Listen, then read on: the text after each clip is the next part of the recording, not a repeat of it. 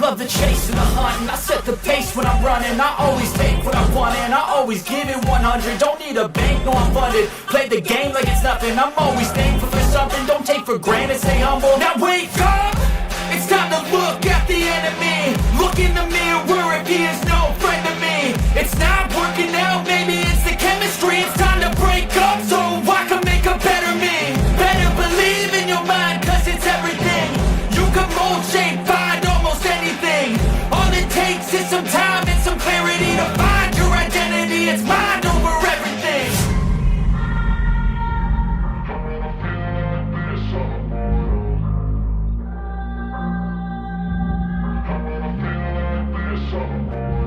And when I feel like this, I'm immortal. When I feel like this, I'm immortal. When I feel like this, I'm immortal. When I feel like this, I'm immortal. Don't stop, just let me know.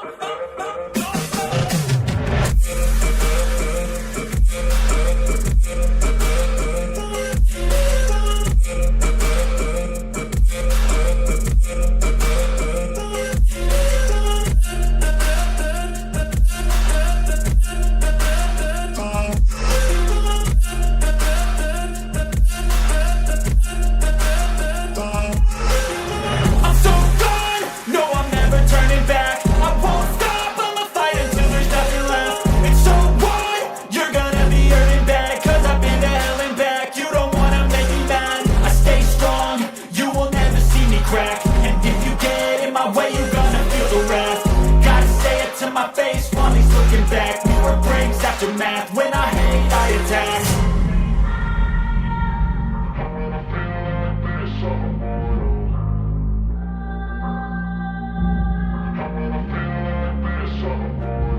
And when I feel like this, I'm immortal.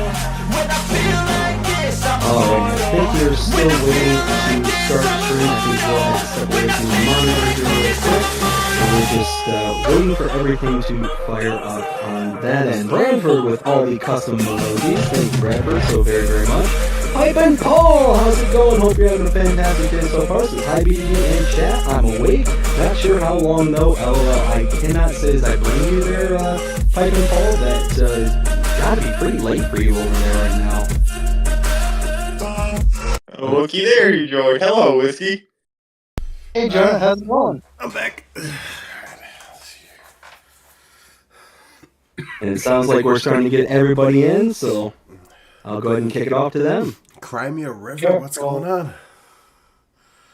Trollmakers here. Oh, I just got a message from Philippa. Philippa Thompson has invited you to a chat on Discord. I mean, it's one of those you could probably. I sent her a link to the stream, to the chat. So Yeah, it's not. I don't know. Yeah, I was gonna say I don't know if I have like permissions to give it to her. So now that she's messaged you should be able to friend her and send her the invite. Yeah, but when I clicked on the link that she sent me, it said, "Oops, error." Oh. Pipe and Paul says 2:30 a.m. Oof. Yeah. I that's pretty late there, bud. That's pretty late. But I'm glad that you were still awake and glad you're able to join us here for a little bit. Oh, let's see here. See. There's a million mods, right? We'll see, million mods, right? Oh. Nope. We are just swimming, 2 million mods.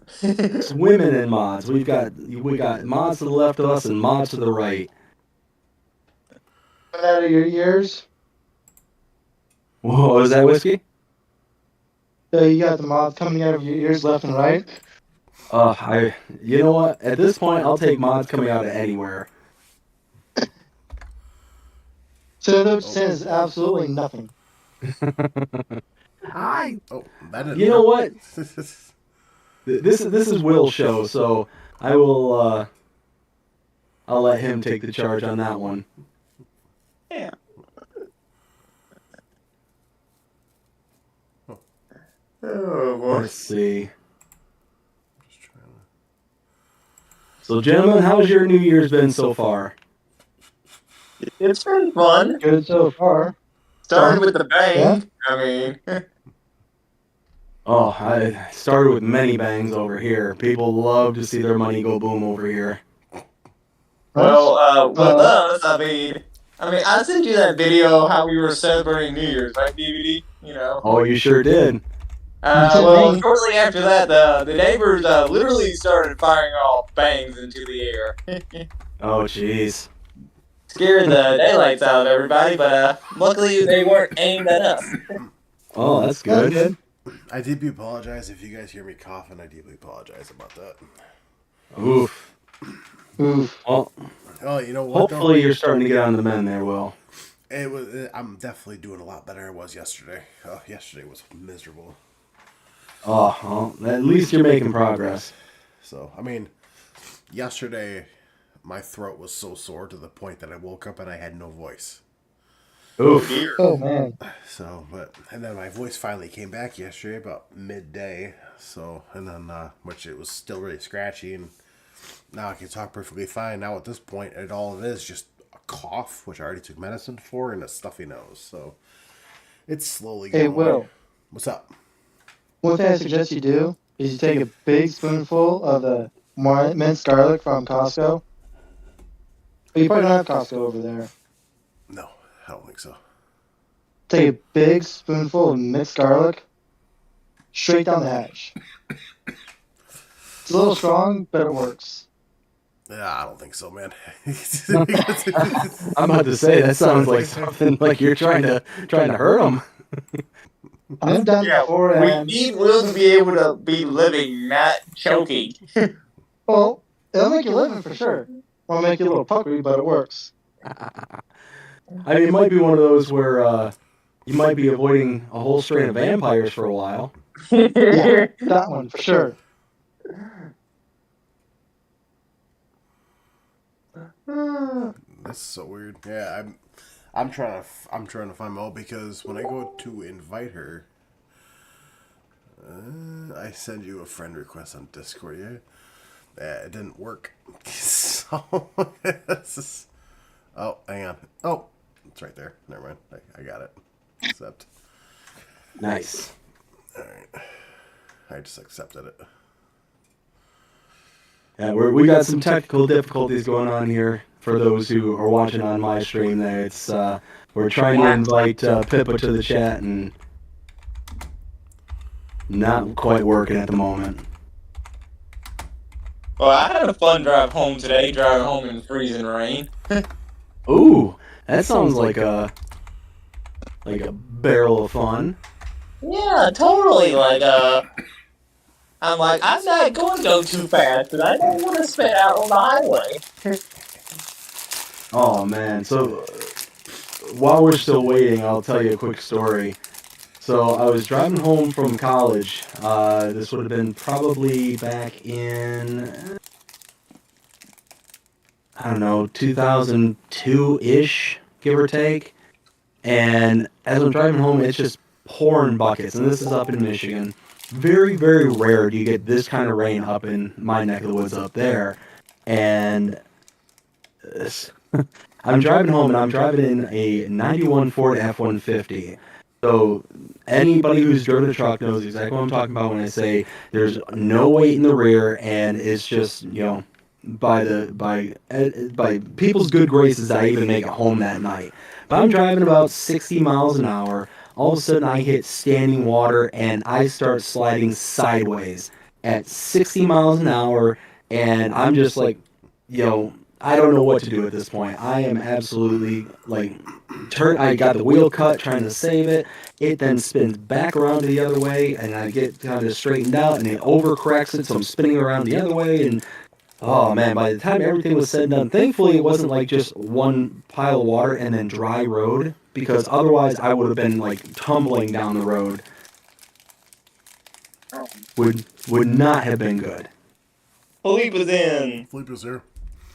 Bah! Yeah, I'm eating a zebra cake right now. Ooh, yum. Alright, now I gotta figure out You just hear the sounds in the background there. Little Debbie, you can't go wrong with it. here. Yeah.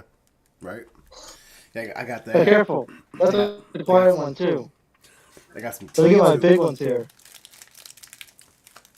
Ooh, zebra cakes and tea? Yum.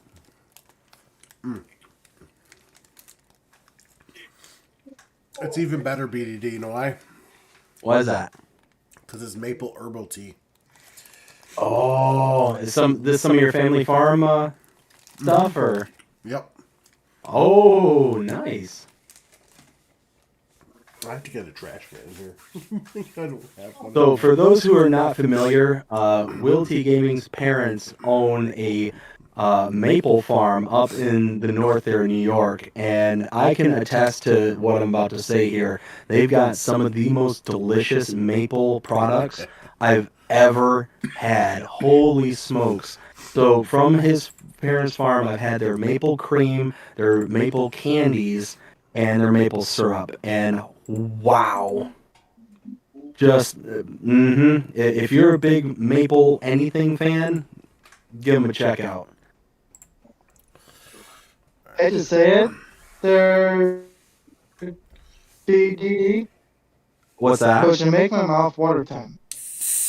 Yeah, hate to say it, but you're making my mouth water big time. Oh man, I'm telling you what, like whiskey, seriously, it is. I'm not huge on sweets. I like them every once in a while, but I probably would give myself like the worst case of diabetes if I lived closer to Will. Yeah. Like that, I say that kind of tongue in cheek, but I also kind of say it like in reality because it'd be so hard to have any kind of self control. Bradford, what's going on, man? Alright, so we're going to start off with mod. There was only one mod that came out. It was an update. That was for the Hey, Seahawk pack. All right, now everyone brace yourself. The deluge, the dam is about to burst when it comes to mods. Are you ready for this? We're going to be here for hours on mods alone. No, we're not. We're only going to be here for not even 5 minutes. No, there was only one Next update that week, came out. we're gonna be here for about a couple hours. See, I feel like Monday we're going to get a whole bunch of mods. See, I have a feeling you're right about that. Once the Giants get back in the office, it's gonna be the dam's gonna collapse. See, not to change the subject, nothing, but I got this can of seltzer water, and I tried to open it. It's bent on the like on the top side, on the right side of the can. I just tried to open it, and like the part that wants to open didn't want to open, so there's like a little hole I'm trying to drink it out of. Oh no! Wah, wah. Oh, trying. So is it like can you take like a butter knife or something and try and open it up further? Or? No, because I feel like if I do that, I'm gonna cut myself. You know what? You've been sick for the past few days. I don't think that'd be recommended. No, that's all. It's all right. Hey, you know what? I just squeezed the Easy. can. It came out, so we're good. Yes, Bree to open it for you. Easy there, Will. You just ask Bree to open it and ask her not to scare you in the process. No, she's in bed. She starts her new job tomorrow. She has to be up by 4:00 in the morning. Oh boy. Yikes. And I thought I had it bad about being up at 7 in the morning. So, yeah. So the very first mod though, like I said, it was just to change like fixed bridge crossing collision issue with track option. Fixed to reduce skipping issues Those are in logs. rough terrain. Sound volume tweaks. I mean, nothing really major, but No, so I kind of rendered my opinion on this particular mod in the last, not the last stream, I think it was the stream before that, when it was new to us. And it's an awesome mod. It's absolutely cool, but completely impractical for any of the maps that we have, with the exception of New Frontier. right. I feel like it probably would have been better for BC Bueller to have focused on other mods than this one, to push those ones out that would be more useful and more practical to us as a community. But, I mean, you know, who am I to sit there and say, hey, you should do whatever? You do you. Right. Beggars can't Exactly. be To choosers. each their own. Alright. Well, since the mods are out of the way, I guess we're heading on to news now. Oh man, did that couple hours go by that fast already? Wow, that was fast. Wow. Let's see. It's I It must swear have we been just 24 hours. started. That's a lot of mods. Let's see here. Bradford says use a spoon to press the tab down, and use the spoon handle to pry it the rest of the way. Oh yeah, there you go. That's very interesting. I don't know. Hey, 99. I've had a rough week, man. The last thing I do is cut my finger. So, Oh jeez. no, Well, if you cut your Dear. finger, just put a band-aid on it. Yeah, right. Just add another thing to the week there, Jonah. Just a little side note. Have you all heard of the little hack you can do with aluminum cans? Yeah, it's Like, what, Punk it chicken to the onion side of it burn? and open it up and drink it. Take the lid off? No, I'm not talking about shotgunning them. you mean recycling and put little rocks in them? No, what? No. No, so I was pretty, you know what, I'll give it to you. I was very vague as to what I was trying to allude to. No, so there's a way to open your can. So you know how you just pull a tab and it opens the lip portion of it and you can drink it like normal?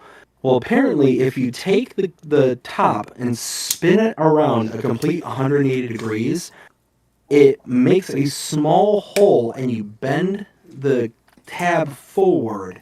So it's kind of up in the air, and you put a straw in the hole. So it just opens just a small hole rather than the big hole for the mouth. And then the tab actually like pins it in place. Yep. Believe it or not, I've been doing that for a while and have that on my current drink right now. Yeah. See? The more you know. Anyways, Oh, man. All I right. think someone's got my favorite harvester. what's that, Peppa? Someone's got one of them. One of you fellas playing. You got one of my favorite harvesters. Are you watching whose stream? You and BBD. You and Will T. I mean, Oh, gotcha. So it's probably my stream, the Cloth Harvester. yeah, I got the news up right now. So, Gotcha. speaking of news, though, there was a lot of news, though. Yeah, there was. A lot of news. We're going to be here for a while. Probably. So the most recent one, which I actually just posted an hour ago, was actually from Agritono. It says, hello, everybody. First of all, I wanted to wish everyone, happy 2025. I can't believe it's 2025 already. Happy New Year's. Are you sure? I think it's 2030 at this point. It says, and here we have our first mod of the year finished and set for testing, the John Deere XUV845E. So, it also looks like he also put an extended cab on it too, which is nice. So you can sit multiple people. You know, I got a question.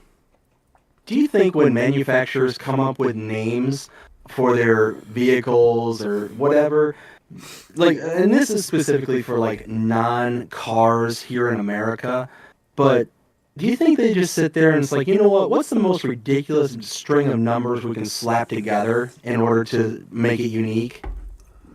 Like, do you think there's actually like a naming convention to this stuff? I think so.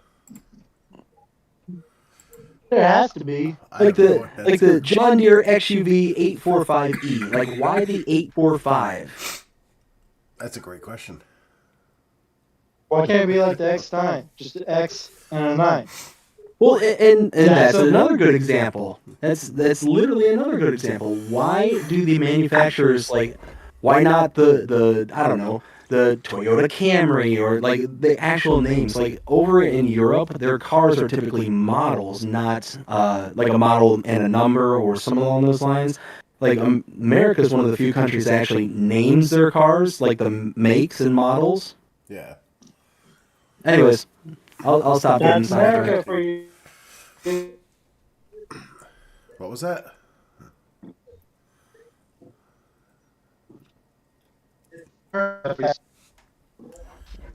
He's cutting out.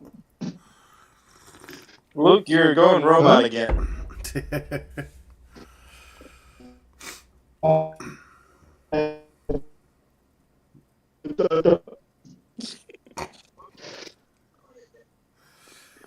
Really bad robot right now. Yo, Luke. Well, I gotta send it to you. But anyways, going back to the XUV, the John Deere XUV 845E, it's one of those where it's again one of those mods that has a very specific purpose to it, like very purpose driven. Like I don't see too many people on Big Flats, Texas, going out and getting themselves the XUV because really the only thing you're going to use it for is in very tight spaces on farms, or you're going to be using it as kind of like your travel buddy kind of thing. But I don't know. I personally don't see like too much purpose, too much use for it. But maybe I'm the oddball out. What do you all think? Well, I mean, I always have one on my farm just in case I need to, like run a thing of seed or fertilizer down to the next field that's close by.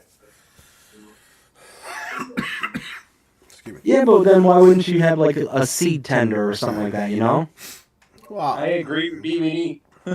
well, like let's just say if you're starting out and you're starting out small and you can't afford a seed tender, but you can afford one of those. Maybe. Well, it also says down here, it says also an update on the pickup trucks. Many are asking if I will bring them to FS25, and yes, I will be bringing them. But for now, I am working on a new project for you. So it looks like his Chevy and Ford Lizards are coming back. Nice. Oh, I love that. I love those. Those are some of my favorite mods. Excuse me. All right, now I don't know if these are all going to be going in order or not. Let's see here. All right, so 12 hours ago, for the next one, we have news from Lancey Boy.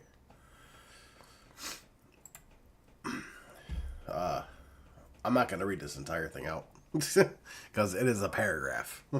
It is. But basically what he was saying is that he learned a new thing after watching a certain video on how to make maps better. So he's continuing on with his project for his Hamilton County in India. So I'll be honest with you, I'm a little like a tale of two stories on this one. I'm excited that Lancey Boy has continued to learn, get better, and is like advancing his skill sets in order to bring us better content. I'm disappointed because that means it's going to take us longer to get it. right. So it's one of those like I'm excited, but I'm bummed out that it's going to just take even longer. Well, I mean, yes, but also you also know it's going to be a great map when it comes out, though. Oh yeah, and that's why I'm saying I'm excited because I know it's going to be better than what it would have been had he just plowed ahead. But I'm bummed out because he's starting from scratch all over again. So this is like, if I understand it right and if I've been following this properly, this is like the third iteration that he's been doing. Because he had the original map, like the map as it originally was, but then he scrapped that to make it into this Indiana map, and then now he's basically scrapping it for a third time to start over. Yeah, that is from my understanding. And well, he already has the name of it. Welcome to Farming in Indiana by Lancey Boy. Yeah. I mean, I'm excited. I am. But it's like what you said, though. I mean, he's a great modder. You know, he makes great maps, which is one reason why I know that we're definitely going to be waiting a lot longer now for that. Yeah, and I think it's going to be worth the wait at the end of the day. It's going to be one of those where, yeah, it's a disappointment, but at the end of the day, it's going to be worth the wait. Let's see here. All right, yeah, so I'm gonna try to go in order here because nothing's in order right now.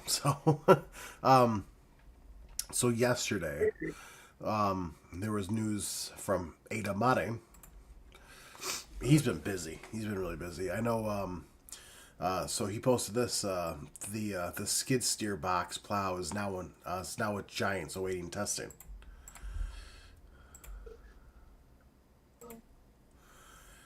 Yeah, so I saw that one, and basically looks like a push shovel for a skid steer. Which, I mean, if I'm understanding it right, it looks. I mean, it's going to have its function, but again, one of those very kind of particular, purpose-driven kind of things. So, it's going to have its fans, and it's going to have its like, okay, it's there. I mean, I personally am excited because around here they use these a lot around here. Oh, really? Yeah. Oh boy. So Well, I guess that would make sense because I mean they show it with it pushing snow around, so it would make sense to being up north. yeah, so I personally am excited for it.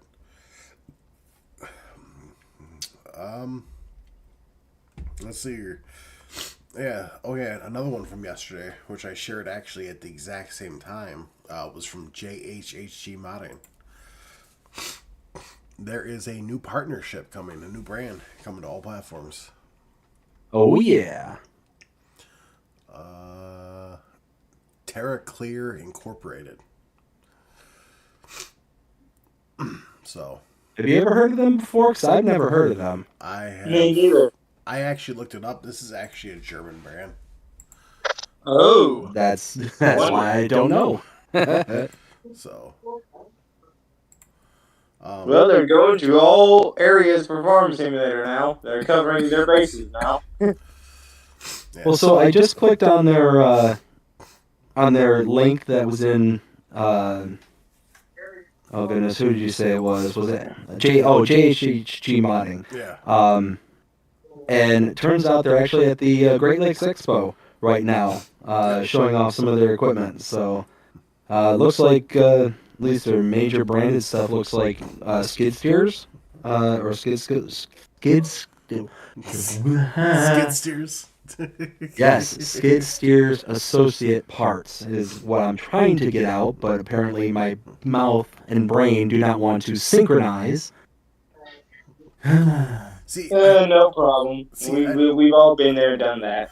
See, I think this is very interesting though because I'm looking at it right now, and this is used for stone picking. You pick up stones with it. Yes. So, I don't know. I mean, I personally probably not going to use it, but hey, you know what? A new brand is welcome. Well, and that's it. We're just seeing like the first couple of lines here on their or at least I'm looking at their Facebook page and seeing the first couple of lines, and it's like, okay, they're basically showing off a bunch of skid steer stuff, but that's not to say that that's all that they do. They could do many, many other things, and who knows what we'll actually get as part of this partnership. Right. Exactly. I also believe that the what was it? Wow, I had a massive brain fart. Massive brain fart. It was like the Teagle something. It came as a partnership between the brand Sid Modding and JAHG Modding. Yeah, I'm not sure. I think it's Teagle. I think it was the brand Teagle. Yeah, because they came out with 5 mods for them. I believe they're coming back. Oh, was that like bale shredder / lime maker / like the thing with the big like dumper in the top? Yeah, so it was like circular with a big arm that folded inwards, and you could put bales in it, and it turns and it shreds it. Yeah, and if you put in like I think it was like canola or something, it would turn into pig food or something. Yeah. Yeah, now that was a really cool mod. I did like that because it was a super cheap way to make pig feed. But for those who deal with pigs here in Farming Simulator, especially in 25 now, pigs are actually kind of an easy at this point. Like, have y'all noticed that? Yeah, Like, all pigs- set for Will. I mean, what about 30,000 pigs we used to have? Oh my gosh. 30,000? Because I thought it was somewhere like 50,000. Wow. Okay, if you have 50,000 pigs. And like 1.5 million cows and... Yeah. How you coming along on that, Will? Dude, I've been sick. Today I actually was able to play Farm Sim on my Xbox for hours on end today for the first time in almost 2 weeks. No joke. So, That's nice. so Says, Oh, You're Whiskey, going you robot are cross, Luke. big time robot. oh yeah. Stop using that McDonald's internet. McDonald's internet. Whiskey, you might have to drop out and come back in.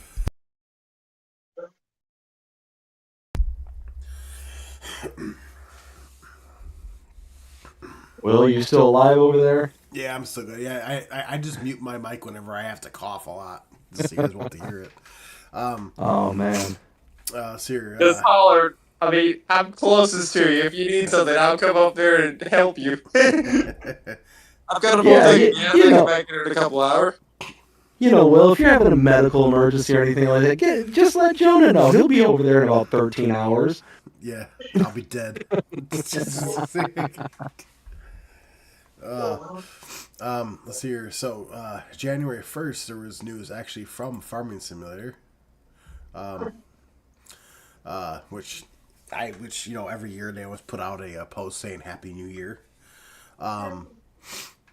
Which, if you played the game exactly at midnight, there were actually fireworks that went off in the game. Really? Yeah, I didn't know that. yeah, yeah. Like was it, no matter where you were in any game, there were just fireworks going off randomly. No, for FS25. For FS25, if you're playing FS25 and if you were on at midnight, the second it hit midnight, you could see fireworks go off for a couple minutes and then it ended. So I thought it was kind of neat. And now you tell us this, and now we wish we could run the clock back and go see that. Right? Well, I mean, to be fair, I didn't know because I had my game running and then I heard a noise and I ended up going back over the TV and I saw the fireworks going off. I'm like, oh. Wait. Are you sitting here telling us that the FS Encyclopedia has missing pages? There are some things I don't know. No. What kind of world do we live in? Like, we need to find those pages and replace them. We gotta get him complete. He's gotta know everything. Trust me. I'm trying to remember the game from way back in the day. I think it was called Myst. It was like a very old computer game, like back when computers were really just starting to become like personal devices kind of thing. And my mom used to love that game. It was just a little point and click puzzle game. But you used to go around having to find all these pages and stuff just littered around. I just, for some reason, just feel like that's Will right now. We need to go on a quest to find Will's pages. It's like Slender Man or something. Find all the pages. Oh, gee. Oh, jeez. Trust me, and I think everyone would know here. If I already knew about this ahead of time, I would have let everybody know. Yeah, not that I was actually able to be on the farm sim for New Year's. I was busy hanging out with my friends at the train station. Having trains honk at you? Oh yeah, well all 20 of us pretty much. Now this I can Sounds tell like you. fun. Wish I could have been there. Yeah. It's No. tradition. We do it every Slight year. problem though. Now, Slight problem though. I live on the other side of the country. You can take a train and come here eventually. Wop wop wop Yeah. wop. Go between leave Christmas after Christmas and get over there by New Year's. Yeah.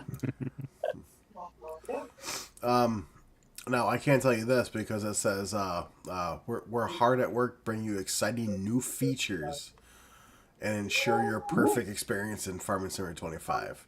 Stay tuned. What's coming next? Ooh. So Ooh. Ooh. yeah, I know in their next patch, their next patch that's coming out is supposed to include the new patch for the new free content update. Oh. So Ooh. I guess we'll see what happens there. Let's see here. Oh yeah, this one. Well, when I shared this one, I knew this. This had BDD written all over it. News from Oxygen David. He does. Oh yes. He does say the flood on Comsden is a lot more realistic now when you walk or drive through it. So, and what the picture is, it actually shows like a flooded area on the road. And yes, this will be for all platforms. So, For those who are not familiar with Collinson's Farm and the map in particular, there's a section of the map where there's a church, and it's right off the side of the road. And if you could see the photo, you would see the church is actually in the background off to the left side of the tractor. And in that area, it's a lowland area, and during certain times of the year, I think it's during the springtime, that area actually floods. The water just comes up above the road. And FS 22, it was a really nice little feature, but it wasn't all that like super special outside of just being visual kind of thing. But now here in 25, with it being able to be interactable and being able to actually have physics created upon it, that is a whole new level of awesome. I saw this when it came across Will's feed, and I was so excited for it. I cannot tell you. I was excited for Colmson coming back to 25. I'm now doubly excited. oh, so am I. I mean, I'm not a big fan of European maps, but I'm definitely gonna play this when it comes out. You can guarantee that. I will actually have a multiplayer server open up for Comsden for whoever wants to join it. So. Oh, nice.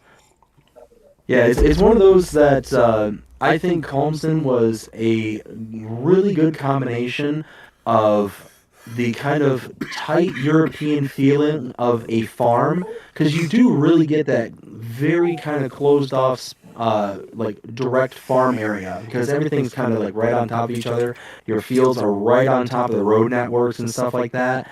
But it also has that good combination of being very large fields. So you have, how do I want to say it? You get almost the best of both worlds. You almost get the American feel when you're in the field, but you get that European feel when you're in the farm. Yep. Jeez. Yeah, I'm super stoked for that. As far as I'm aware, I'll ask Oxygen, see if he replies back to me. I'm pretty sure it's already been sent off for testing. So Oh man. I can't Oh wait. yeah, baby. also from Custom Modding, which we all know, Custom Mod is one of our favorites. He says happy 2025. This is the time to celebrate all of our achievements in 2024, but also a moment for renewal and planning for 2025. And it shows a whole bunch of pictures. So these are their very first mods that are coming to FS25. They're well, of course, besides their combine that's already been sent off, they're oh, that was not supposed to pop up. Their Case IH 2160 early riser planner, which I believe is the I think 30 footer, somewhere around there. That's an FS25. Their John Deere baler is also an FS25. Their John Deere 4940 self-propelled sprayers in FS25 already. Oh, nice. And also their Case IH AF11 custom modding edition. So, I don't know if any of these have been sent off yet or not. So, Will's saying, like, anytime that custom modding comes up, we ought to be very excited because they make some amazing mods for the community. And every single one of these. What was that? I said they do. I love their mods. They're my favorite. Oh, they're fantastic. They make amazing models. They have all the key details that are just special, absolutely special. The early riser planter, that one there is an amazing planter, highly detailed. You see all the little grommets and bustles and all this little, like, everything kind of jitters around, moves and shakes, does its own thing. The little round baler, hey, that's great. It's a John Deere round baler. Why not? The John Deere sprayer, that thing is just an absolute mwah, chef's kiss. Love that thing. Every time that it's come out, I think it's come out since FS 19 as far as I'm aware. It's just been an absolute welcome addition every single time it's available to us because it's got the dry box, it's got the actual wet sprayer that you can attach to it. It's separate attachments. It's a higher rate of speed and application. Love it. Mwah, chef's kiss, like I said. And then who doesn't like a nice little Case harvester? Who doesn't? I love me some Case. Mm-hmm. So, I'm very excited. Hey, Will. What's up? Not Will. Jonah. Yes. Especially to decorate houses, right? Or Jonah? Thanks, buddy. Thanks for reminding me. Decorating tractor. No problem. Will, you mind if I catch up with my chat real quick? Yeah. All right, so real quick here, we got Bradford. All right, we got Bradford saying several different hacks. We got Luke Marshall. How's it going? Hope you're having a fantastic day so far. Says hello, Dave in chat. Let's see. We got Pipe and Paul saying hi to Luke. Luke saying, how's everyone doing? Doing fantastic, bud. Hope you're having a fantastic day so far. Bradford says X equals experimental, U equals utility, V equals vehicle. Yes, so I'm aware of, like, the XUV, but I'm talking more specifically. So this is going back to the whole, why the way things are named kind of thing. No, I get, like, the XUV and stuff. That makes sense. It's like the numbers. Like, if you look at like a BMW, like BMW Model 3 or the Model 5 or the come on, let's get a little bit more creative here. Or the I'm trying to think of some other good examples. And you see more prominent in, like, European like vehicles and stuff, like cars, where they're just named after vehicle numbers and not having a name associated to it. So that's essentially what I was commenting on is, why the whole numbering system. You pretty much look at any American car, it's got, instead of a model number or a make number, it's got an actual name. Looking at like the Subaru line, you've got Forester, you've got Impreza, you got, like, so on and so forth. Like, you got all these specific names, and I know that's a Japanese brand I named, but that's still my point. Let's see. We got Bradford also saying numbers are usually. See, more examples. I should just keep reading until stop making comments. You know that by now. Just keep reading. You'll find the answer. Just keep reading. Bradford says numbers are usually the drive wheels or weight capacity.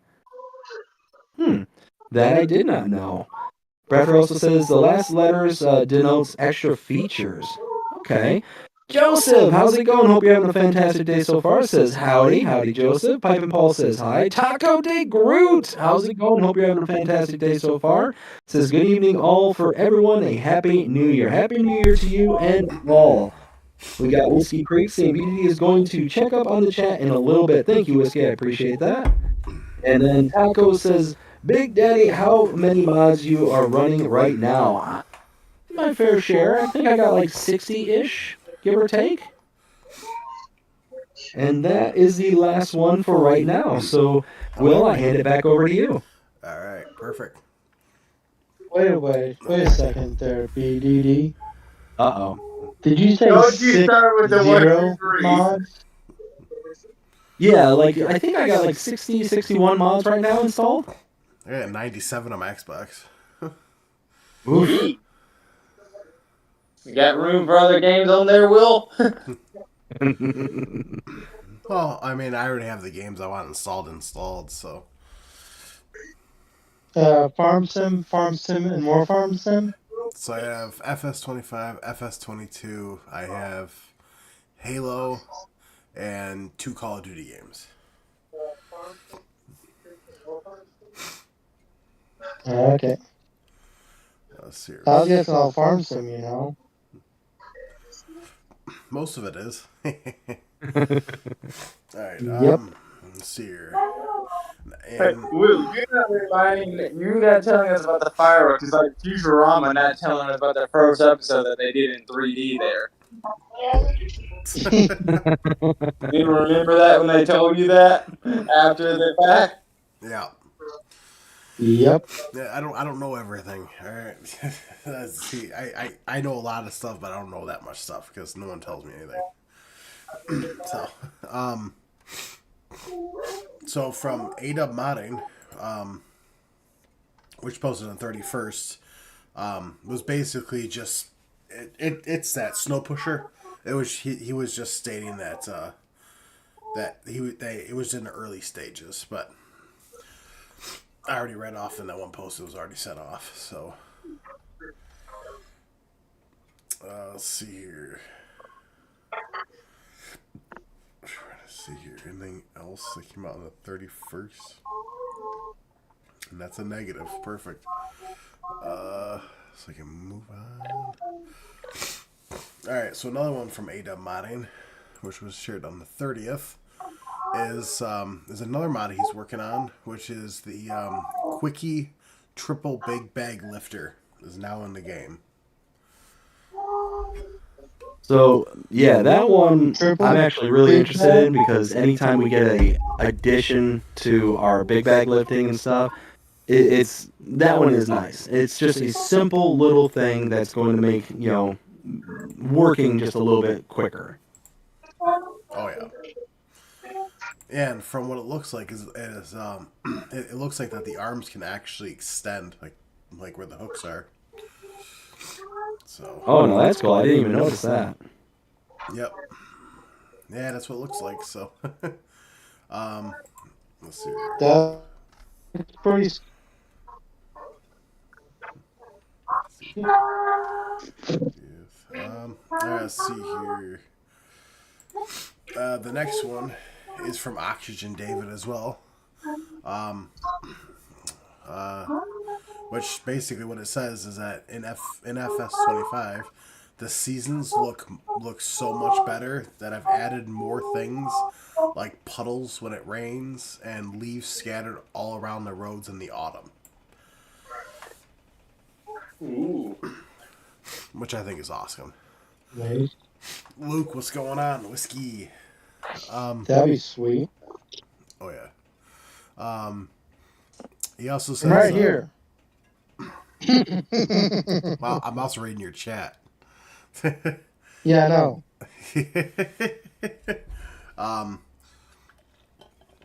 The next thing he says is the mission system on Consdom has also had a complete overhaul with all 30 plus fields having missions on them. Oh, I tell you what, every time I hear something new about Calmson's Farm, I get even more and more and more excited. Jasper, what's going on? How you doing? Jasper. Yo, BD, so like what's your opinion on adding puddles when it rains and leaves scattered all over the roads?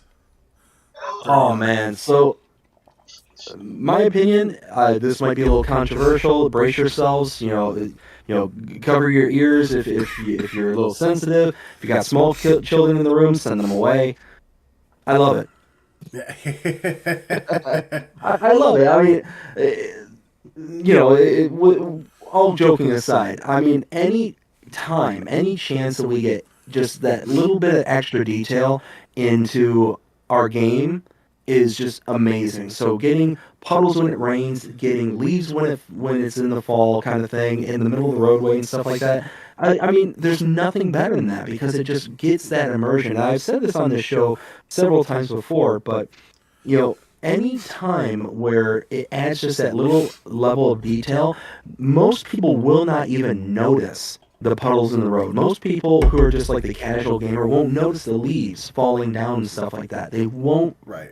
They just won't put two and two together. But us people who have been around for years upon years upon years, who have seen this game grow from previous iteration, previous iteration, so on and so on and so on, will know this stuff, and we don't even have to be ones who follow along to news or things like that for like this kind of content, like what we're doing here on Agribusiness Tonight. Right. You don't have to be a deep follower of this stuff to see that and to realize, whoa, that's new. That's something we're taking note of. So it's one of those that we will appreciate it and really enjoy it. And it'll just be one of those things where people who are just the kind of casual gamer, casually just playing this game, they'll see it, but it's just there, and it's going to be almost white noise, and that's a really, really good thing in my opinion. Oh yeah. I mean, if you look back at from FS17 until now, like the game has had an overhaul, like a total overhaul. Oh, Klaus, I'm back. Oh dear. Oh dear.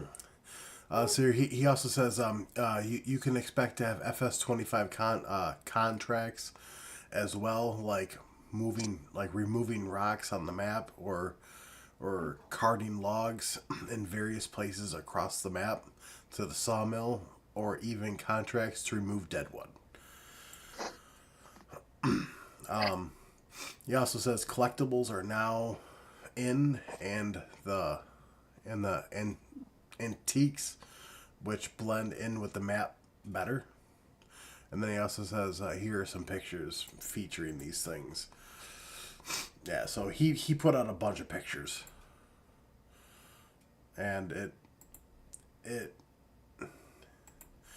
to me that looks way better in FS25 than it did FS22. Oh yeah, I mean, and I'll be honest with you, I have a personal feeling that the pictures are not going to do it justice, and here's why. Is that when we're playing the game, you get that kind of depth of feel to where you get to see everything from your own eyes. But yeah, you're going to see it from your own eyes in these pictures, but what you're not going to see is that kind of depth, being able to spin around and see everything around you at any given point. You're only going to see the very narrow vision that they're putting forth in front of you. So, like I said, it's one of those that the pictures I think are going to be. I think the pictures look amazing. Don't get me wrong, but I have a feeling that the map is going to be something really, really special. It was really special in 22, and I loved playing on it. I think this is going to be next level for 25. Like, it's going to be ridiculously insane. Well, you also know for a fact that I'll be the first to let you know when it drops. Oh yeah. Let's see here. Klaus the Farmer Ghost says, "Who should I go after first, you or BDD?" Him. I say BDD. Let's see here. Klaus says Team Klaus. Then Jasper says Team BDD. Let's go, Jasper. Jasper. Ding, ding, ding. You know, Bradford just says Team Will T. Thank you, Bradford. There you go, Team BDD. Will T. Let's go. The next one right here is from Mac Trucker 921, which we all know he made some really good mods for FS22. Yeah, he did. Now, all these I'm going to list off to you. These are all pending and with Giants at the moment. So his Case IH Magnum 340 400 series special edition, the one from FS22. Was that the big black tractor that he had pictured that had that massive weight system to it? It also had the front loader. The front loader. Yeah, yeah. That was an absolute beauty of a tractor. Like if you don't know which tractor we're talking about, it was essentially like a Case Magnum on steroids. Like it had a whole bunch of unrealistic features to it that would never be shown on an actual Magnum. The front loader, for example, it came in a pack, and in that pack there was like a 3,000 pound front weight on it, and like it was just a really really killer tractor. It went, if I remember right, it actually had an increased mile per hour speed than base Magnum, and like the whole 9 yards, and it had a horsepower increase as well. Like wasn't it like 1,000 horsepower or something ridiculous? I'm actually showing it right now on my channel. That I went back to FS22 on the Farm Simmer webpage, but I'm showing it right here. Yeah. So this is the Case IH Magnum 340 400 special. So this one is making a return. So I just wanted to show that off real quick, just so people knew exactly what it was. It's a beauty. Let's see here. Now I'm gonna go back to FS25. Let's see here. Jasper says Team Will T. Yes. Class says, why Jasper? Why? Why? Because Jasper is awesome. That's right. And Jasper says, come on, Klaus. Okay, the next one is the tree sapling pack is update. So it's the update to the mod that already came out from him. Which by itself is an awesome mod for anybody who likes to plant trees. It's an amazing one because normally in base game you only get what, like I think it's like 20 saplings per container or something. Yeah. So you're having to get a whole boatload of saplings if you're wanting to do anything more than 20 saplings at a time. It's really, really inconvenient to have to sit there, load, unload, like all this stuff, and it's already a slow process all by itself, like to plant trees. So it's one of those, any kind of life conveniences that can be added to the game like that is always very welcome. Jasper. C-Class, I'm awesome. That's what he just said. Excuse me. The next one is the John Deere grapple bucket. That one was also an FS22 as well from him, which that one also had the unrealistic capacity in it. That I do. Nice. Let's see here, the telehandler pallet fork, the drop deck trailer auto loads bales.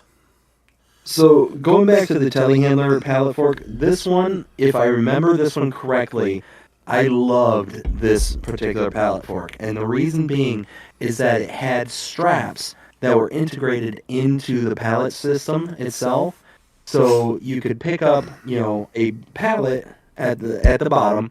It wouldn't strap it if it was the base pallet on the runner, but if you had pallets on top of pallets on top of pallets, like a tower of pallets, you could then activate the straps, and it would strap over and lock it in place. It was super convenient, and it made it really, really nice. And it also made the pallet fork far more functional for other things other than doing pallets. You could actually strap down trees, you could strap down pretty much anything that you would want to be able to strap down, you could do it. And you could do it with a pallet fork rather than having some other tool, that would have straps integrated in it as well. So it was a huge life convenience mod, and yeah, that one I'm really looking forward to coming back. Oh yeah. Then they also have the drop deck trailer auto loads bales, which I mean, anytime we get auto-loading bales, it's a good day. Game changer. I love it. Auto loading. oh, Kloss just said boo. Come on, boss. So Why can't you be like Jasper? the next one, I'm gonna click on this here. The next one is auto loading bale / combo trailer. So So that one, again, anytime we get a auto load of any kind, happy. I cannot overstate that one. right. The next one is extra large workshop. I'm very intrigued to see what that one is, because that one was not an FS22. I think that's Yes. the new one. Bulk buying station. Very nice. We already have like what, 2 of those already. We have a grain mill plus, Again, nice. solar farm, Meh. I mean, a generator, which is cool. placeable gas station pump, Again, cool. Okay. garage with vehicle workshop. Okay. Perfect. So yeah, so all those right now are all pending testing right now with Giants. So Get to work, Giants. Yeah, right? no, they'll be back in the You've office. had a long enough vacation. We want our mods back. 100%. Oh yeah, so there was also this one right here, new news from Black Sheep Modding. Ooh. I was actually very excited for this. The John Deere 3400 TL telehandler coming soon for all platforms. This has already been sent off for testing. Nice. Yeah, that was like one of their last mods that they released for FS22. Remember? Yep. So, as far as I'm aware, their T-Rex is coming back. Oh, that's the big wood chipper, isn't it? Yeah. It's the one that like deleted the trees as soon as you hit them, basically. Yep. Oh, that one's a beaut. I wish it was a little bit more reasonable on the price, but functionality was absolutely spot on. Now I do see someone who asked, and those spreaders, they're lizard. It was the 3-pack. It was the 15 meter, 18 meter, and 22 meter. Remember those? It was the orange and black ones with like the blue spread booms. Yes. Yep. I did reach out to Black Sheep Modding, which I hope this answers this person's question. That will be coming back as well. Nice. I don't know when, but it will be. Let's see here. Just making sure I'm not missing nothing. Okay, cool, I'm not. Let's see here.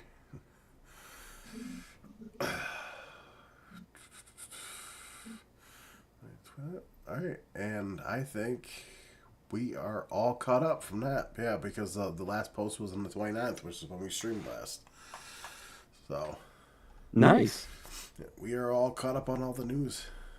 All the news and well, not all the news. The what? I said not all the news. Alright, you have news, don't you? I do have news. I have news to contribute to the news. Oh boy. I do. So, for those who were a part of, was it the last stream on here, or was it my last live stream? Might have been my last live stream.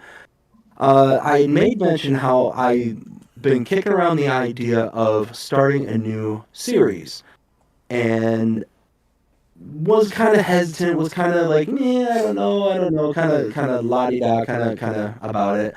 Well, then I started getting some well-received encouragement from those within the community, and I want to specifically reach out and thank Dust Bunny, Ken, and several others for kind of giving me the boot to the butt that I needed to kind of get off my hands and do something about it. And I did it. I went out and I reached out to several creators and several people within the space here in Farming Simulator, and I'm going to be creating a new show where it is going to focus on creators within our community who are going to then be interviewed by yours truly. And we're going to be taking a deeper dive into those individual creators, whether they're like creators on YouTube, whether they're modders, whether they're map makers, whatever the case may be, and kind of give the like more in-depth detail about the individuals involved in what it is that we play on a near everyday basis. So look forward to that coming out on the channel. It is going to be titled BDD's Farm Sim Talk. So keep an eye out for it. Got a couple of people on board already. I reached out. I'm not going to name them by name right now, but I do have a couple of people on board. They're very excited. They thought it was a really great idea, and we're just going to have to clear up some scheduling to get that all situated, but looking forward to when that comes out. Now you got me really excited for it. Cannot wait. Oh man, like I was wondering if people were really going to be on board with it, kind of thing. Like I said, I reached out to a few people already, and the responses that I got from it was like a resounding yes. Would love to do it. Need to fight with the scheduling right now. So that's the only issue, is because a lot of, especially modders and map makers, they're extremely busy right now. They're working so hard on trying to get their mods out, trying to get their maps out, all that, right? So it's one of those, like, they're busy and they're not wanting to add just one more thing to their plate. The only other issue that I'm sorry. You just did. You just added another thing to the plate, though. Well, yeah, one more thing to play on top of what they're already focusing on, because they want to focus on, the mods, the maps, and the content creation, stuff like that. Especially with everything being so new. But they're absolutely on board with wanting to do it because they thought it was a really kind of a cool idea. So, Unique. Like I said, I'm not going to name them by name just because, nothing's set in stone as of right this second. But I'm going to be continuing to reach out to other creators, like I said, other YouTubers, the whole 9 yards. I want to be able to, basically anybody who is even within the realm of creating content within the world of Farming Simulator, I want to be able to talk to them, want to be able to get to know them a little bit deeper. And I think a lot of us in the space would love to be able to find out, hey, what motivates you to be able to make the maps, make the mods, what is it that you look for when you decide, hey, I'm going to create the John Deere round baler? What made you decide to do that kind of thing, as opposed to the case baler, as opposed to this or whatever? You know what I'm saying? It's one of those, get a deeper dive and get an understanding where these people are coming from, that motivate them to make the content that they do. Nice. Wait. Cannot wait. Now, I think it would be awesome to like, let's just say, for example, get like someone from custom modding on here. Oh, absolutely. Like I said, I want to be able to open the door to anybody who is in the Farming Simulator space. Whether it's, individual modders from custom modding, whether it's YouTubers like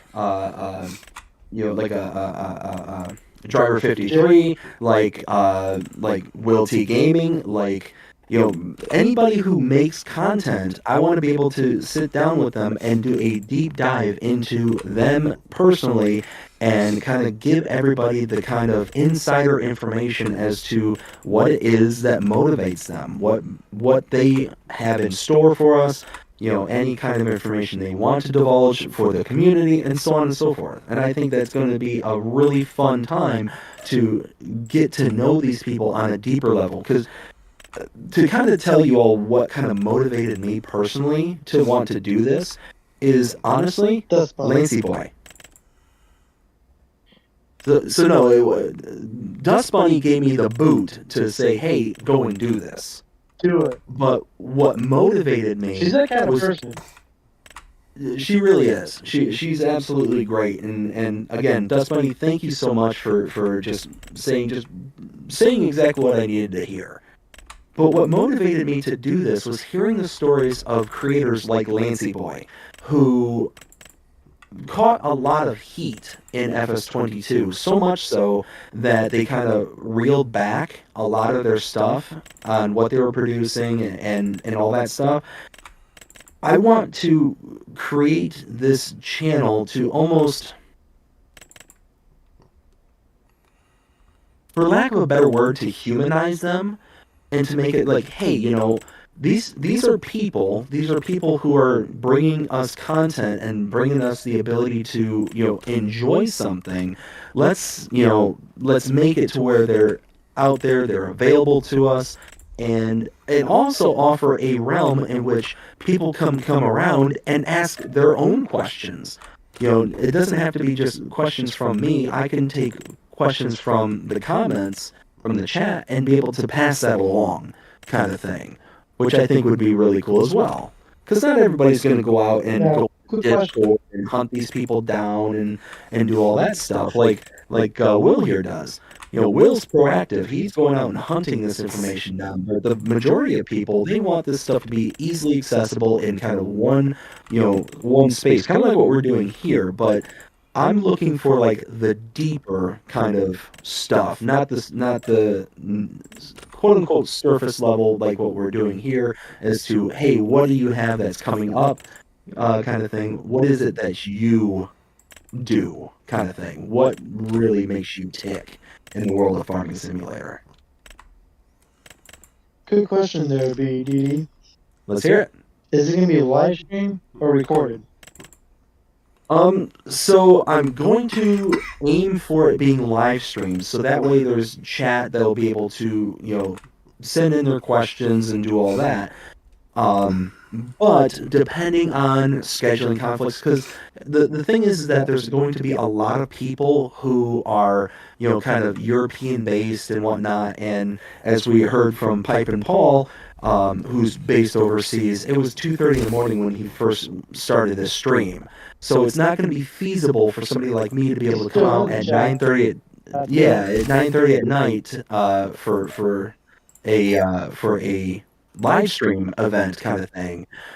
So it might be something that, you know, sometimes there may be some pre-recorded content kind of thing to where we won't have the So ability. a combination of both. Yeah, it's likely going to be a combination of both, is what I anticipate. Now, I would prefer them all to be live streams to give people the ability to, Yeah. you know, join in. Yeah. BDD. Yo, Guess how many mods I have installed on my PC? oh my goodness, I'm guessing all of them. 157. Oh boy. Your PC's gonna explode, Will. No, it's not. See, it's nice because it all goes right to the cloud, which is super nice. And on the cloud, I have 10 terabytes. So, Ooh, nice. I got plenty of room. Nah, I have a big milestone coming up for me. Oh yeah, what's that? 10 years on YouTube coming up on the 15th. Oh wow, you've been on YouTube for 10 years already? Yep. Wow, January 15th when I started my channel. that's awesome, Jonah. Congratulations. Yep. How time flies. It wasn't always Rail Fanning Jonah. It was just like Jonah Elliott, but then I switched it to Rail Fanning Jonah because I wasn't always just train based, but then I became train based. So, Oh, that's cool. but I used to Yeah, do the like more you know. dominoes, like do the dominoes, stack them up, and knock them down and stuff like that. Okay. I used to record weather too. I did a lot of stuff, but now I just do trains. Nice. Nice. You got any big plans for like a 10-year anniversary video or something? I'm working on that in the background right now. I'm trying to find the perfect song for it, because I don't. For this, it's like I'm okay with not getting money. I just want to do a good song to celebrate it and stuff like that. So that's something I'm working in the background now. Awesome. And it's gonna be like videos, from all out through the years when I barely could hold my phone straight to working with tripod and professional stuff. Well, that's awesome. Well, Nice. go check out Jonah when he puts out his 10-year anniversary video over at Rail Fanning Jonah. Yes.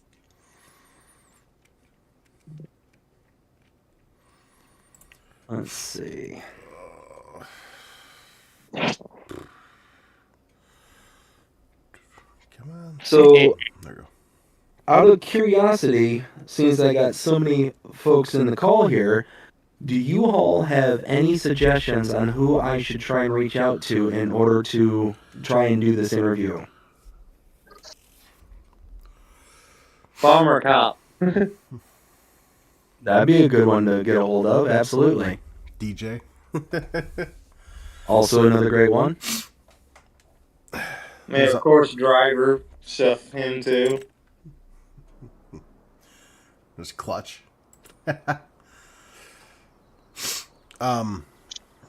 Get interview yourself. Oh boy. So BDD, what motivated you to start Farming Simulator content? Well, BDD, let me tell you. Move to the next chair. He's You moving the gotta next take, chair. you gotta do it properly. You gotta move from chair to chair to do it. With a different voice. Okay, so I could get my interviewer voice like, so BDD, tell me, and then I can bust out my sultry voice. It's like, oh, well, let me tell you. Yeah. I heard you interview Will. Interview Will and how he knows so much about Farm Simulator. Oh, trust me, Will is definitely gonna be on the list. Absolutely. Oh boy. Oh well, trust me, I'm reaching out to you on that one. You can ask Miss Steph Honey at some point. She knows quite a bit. As like a moderator. She's not a official content creator, but she's a really good moderator on everybody's channel. Okay, that's a good, a little bit tangential, but that's definitely within the realm. I got two for you. Yeah. Let's hear it. What about 82 Studio and Omatana? Both of those I'd absolutely love. Yeah, absolutely. I know. Lancy Boy? Nancy Boy would What be about another great one. Giants themselves? Yeah, I mean, here's the thing: is if I was brutally honest, if I was very, very brutally honest, I hope that one day to be able to interview people from Giants and be able to, kind of get to know them a bit more as well. Like not just Giants, but I mean just pretty much anybody and everybody who's within this community. Because like I said, it's one of those where I feel like it's very easy for people to kind of take for granted the things that we get here in Farming Simulator, the Mod Hub in particular. All the mods and stuff, the maps and all that stuff. And people don't realize just how long it takes to make this stuff. Like, this stuff doesn't just... Make a map. Yeah, it doesn't just exist kind of thing. We're talking it takes hours, days, weeks, months, even years. And I know of one person in particular, his name is Silver Eagle, made a map for FS22. I'm not aware of them doing any content for 25, but it was one of those where I got to talk to them, and it was kind of an informal kind of thing, because they were actually just sitting there typing away in chat kind of thing in one of my live streams. And I haven't seen them, much lately. But they were telling me how it took them, for their map, over a year from start to finish, with all the updates accounted for and all that stuff. And it's like, number one, you have to have tons and tons of dedication to anything for it to last over a year kind of thing. But then to have it be something that you have no financial gain, no real incentive to do outside of just pure love for the thing, like that's really kind of special. And like I said, I want to be able to like highlight these people and show off like, hey, these people work really, really hard for the things that we get. And what I'm hoping is that it creates a platform, kind of two things. Number one, creates a platform where we can all get a kind of a deeper appreciation for these people. But two, to be able to show like, hey, for anybody who's legitimately going out there and saying the mean negative things about these creators or about the manufacturer giants, things like that, it's like, maybe hold your tongue for 2 seconds and realize that, hey, these are actual people that you're going after, kind of thing, and try and have at least a little bit of understanding that you're getting this thing for free, for the most part. Maybe you ought to just kind of reel in your criticisms and make sure that they're at least grounded in some sense of, reality, or some sense of, something to actually have grievance over. Oh yeah, You know what I mean? I do. And I think a lot of us who are familiar with like the Lancey Boy story, kind of will understand what I'm saying when I'm talking about this kind of stuff. Because I mean, he caught so much heat that it ended up being like this huge to do, and he pulled pretty much everything from the Mod Hub as a result of all the kind of backlash that he got. Unjustifiably, if you ask me. Yeah. So my hope is, one day to be able to interview Lancey Boy and say, what if you had this people in front of you, what would you say to them that would kind of, hopefully kind of make the case as to why they ought to just kind of reel it back in and, kind of give you some room, kind of thing, to do what it is that you need to do. What would you say to them if you had the ability to? And if he had something to say, then great. If he didn't want to address it, then that's also great. You asked the question, hey, you can either answer it or not. It's your choice. Right. Well, and that's it. Is that they'll always have the option to say, no, I that's not something I want to dive into or anything like that. And as hopefully as the show grows and gets more and more stuff, hopefully then it will be a more kind of streamlined process. Mm-hmm.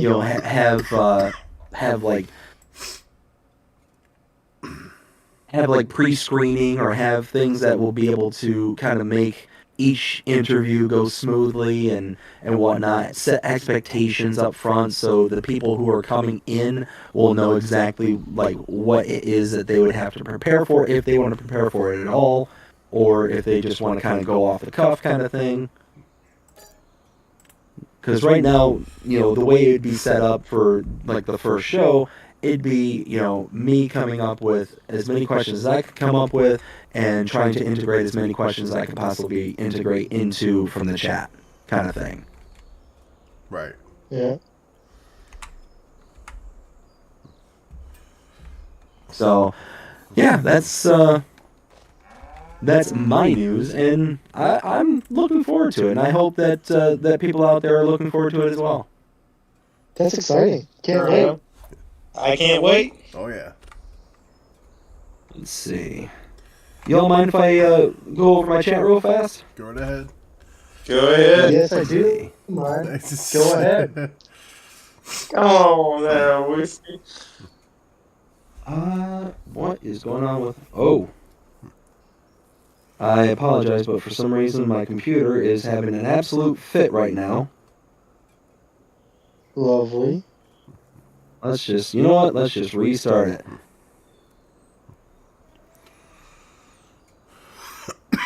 Not restart it, but refresh it. That's proper words. I was about to say restart. You're about to go on live on YouTube. Just kind of boop. Oh man, what is happening here? Oh snap. Every time it fails, I get this little window that pops up and says, "Oh snap." Let's see. So we got okay, Taco says, I got 285 mods right now, a lot of old tractors and some awesome scripts. Woo! Very nice. That's a lot. Taco also says, I like my stuff vintage. Oh yeah, having some great vintage options is always a really good one. Taco also says, got some old Volvos, IMTs, Ursus, I think is how it's pronounced, Massey's Case, UTB, and Zadors. Very nice. Cavalier Roy, how's it going? Hope you're having a fantastic night so far. Says, evening bud. Not normally awake at this point, but couldn't sleep, so I jumped on the PC and you were almost an hour ago, LOL. Very nice. Well, I'm sorry that you're not able to sleep, but hope you're having a fantastic night otherwise.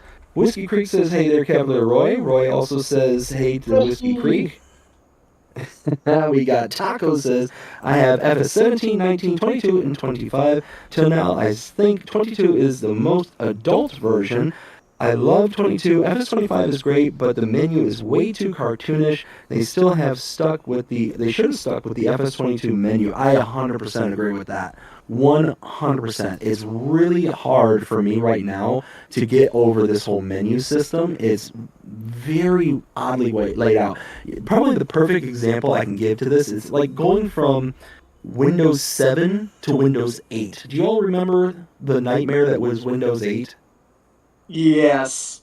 Yeah, that's Nope. basically how I can compare this. Is it's like, does that seem like a very fitting kind of comparison? I was like, I really like. I wish they would have kept the same format of 22 menu because 25 menu, I get the concept, but I just can't find anything as quick as I could on 22. Exactly. And I Exactly. know It's, it's it's because so rough. 22's been in our brain the past couple of years, but it's like, man, it's just gonna be hard to get used to, even probably months into it, you know? Yeah, yeah, and that's it. Is you figure we're what, like about a month and a half, almost 2 months into this game already, and I'm still struggling. To this day, I'm still struggling trying to find stuff. I'm not. And I play this game every single day, like multiple hours a day, every single day, and I still struggle to find stuff. My bread and butter's coming up. Nice. Let's see, we got Pipe and Paul says, hey Cavalier, glad I'm not the only one who can't sleep. Cavalier Roy says, haha to Pipe and Paul, it's Saturday for you. Everyone knows Mondays are bad and wants Sunday to never end. Oof, yes, isn't that the truth? We got Pipe and Paul says, very true. Bradford says, time is relative to you. It is very true. And I just got something. Wayne Sims just subscribed. Thank you very much, Wayne. Greatly, greatly appreciate it. Let's see. We got Joseph saying that mod is out on PC but doesn't have the visual straps. Gotcha. Okay, so hopefully that means that that'll be visual here very soon.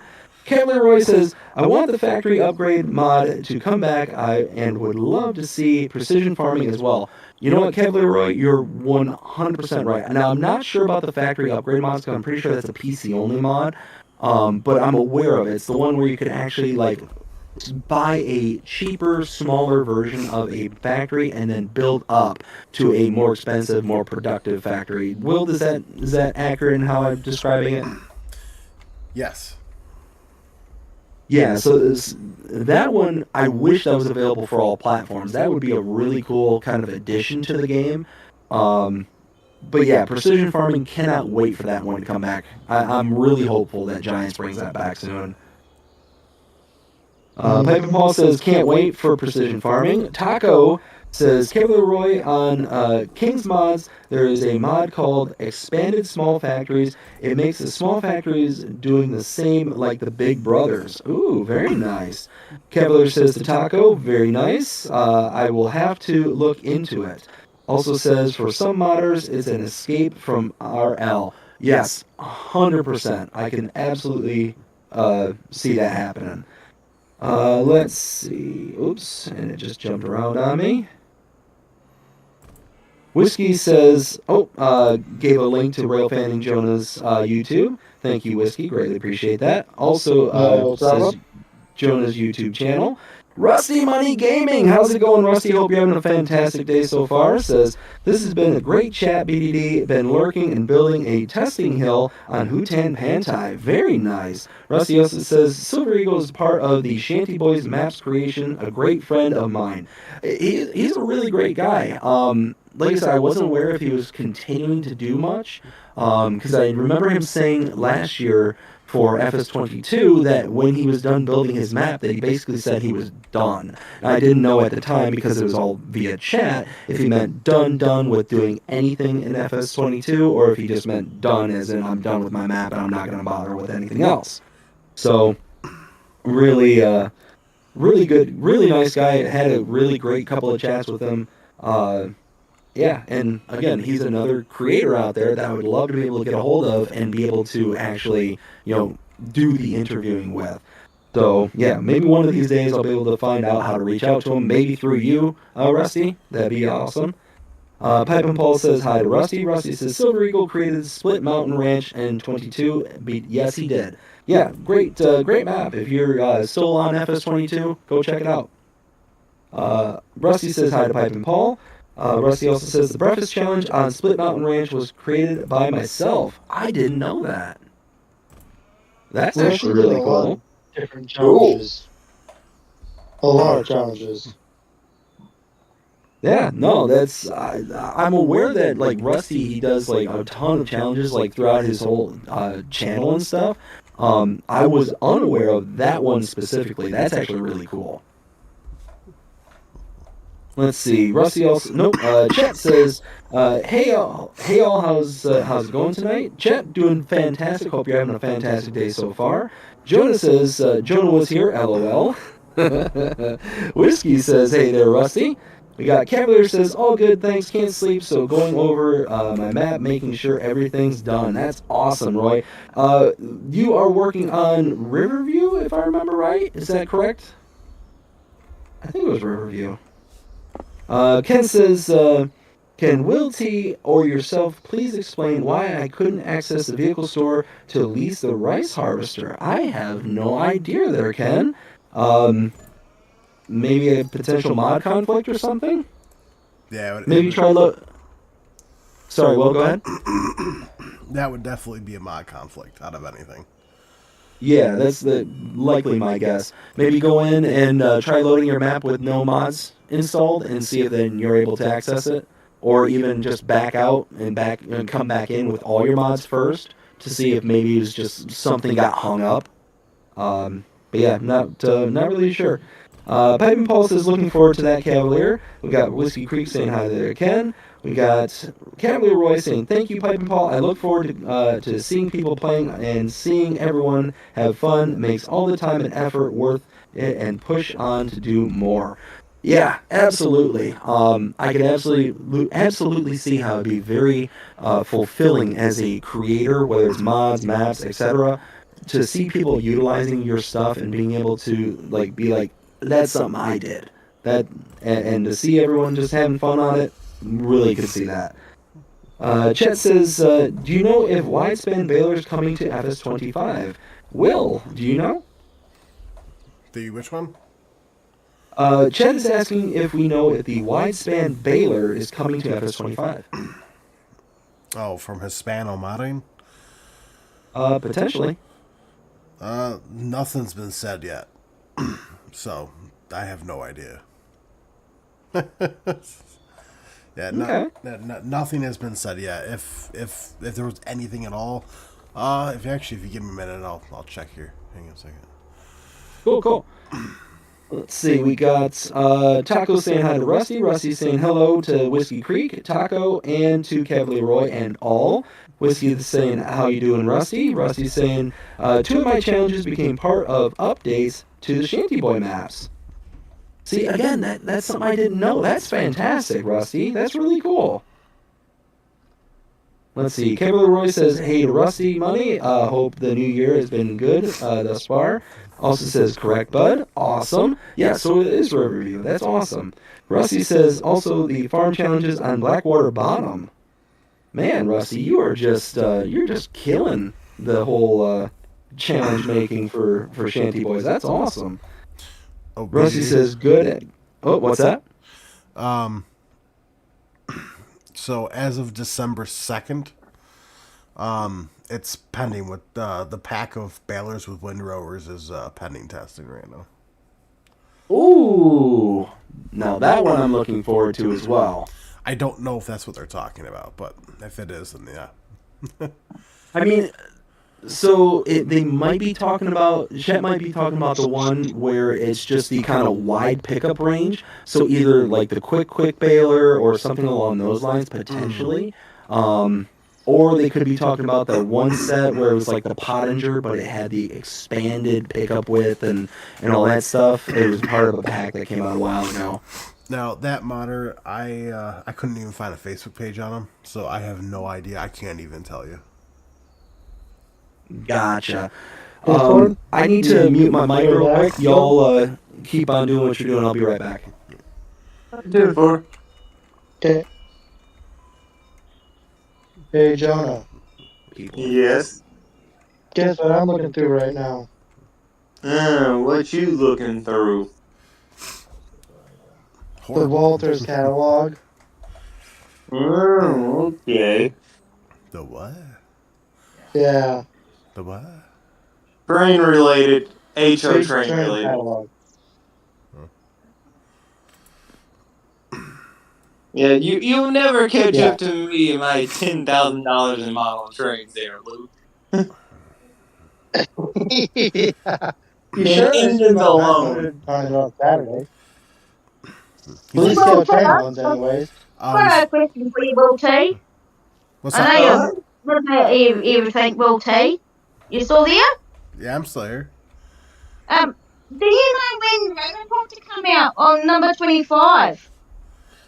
He hasn't posted anything, so I really have no idea. I mean, I could reach out and ask. Just post me if a release come out, and then I'll know. Yeah. You follow me on Facebook, right? On Yes. Multi-Year. I post everything on there, so whatever news comes out, I post on there. So. Oh yes, that's what it is. So. I'm back, everyone. Yeah. Welcome back. You missed the world ended. The world ended. Yeah. So Yeah. Pippa. So Pippa. So if anything gets released, it'll be on there. So you can just you can look at my page when you can ask BDD. I'm literally posting something every single day. Oh yeah. 100%. That's only for the arts anyway, Will T. What was that? I'm just only asking, that's all. Yeah, no, I haven't heard anything yet. Like I said, I mean, I could reach out, but Oh, I hear the train. Train. I heard the train. everybody run. Maybe that was the end of the world Jonah was talking about. Yo, Jonah. Yeah. Yo, you like trains and all. Yo, did you hear about that massive train accident where it hit there was two of them. Yeah, there was one that hit a semi that was across the tracks, and then there was also a firefighter truck. Yes. Yeah. That's what I've been referring to, the blue signs and everything, stuff like that. Yeah.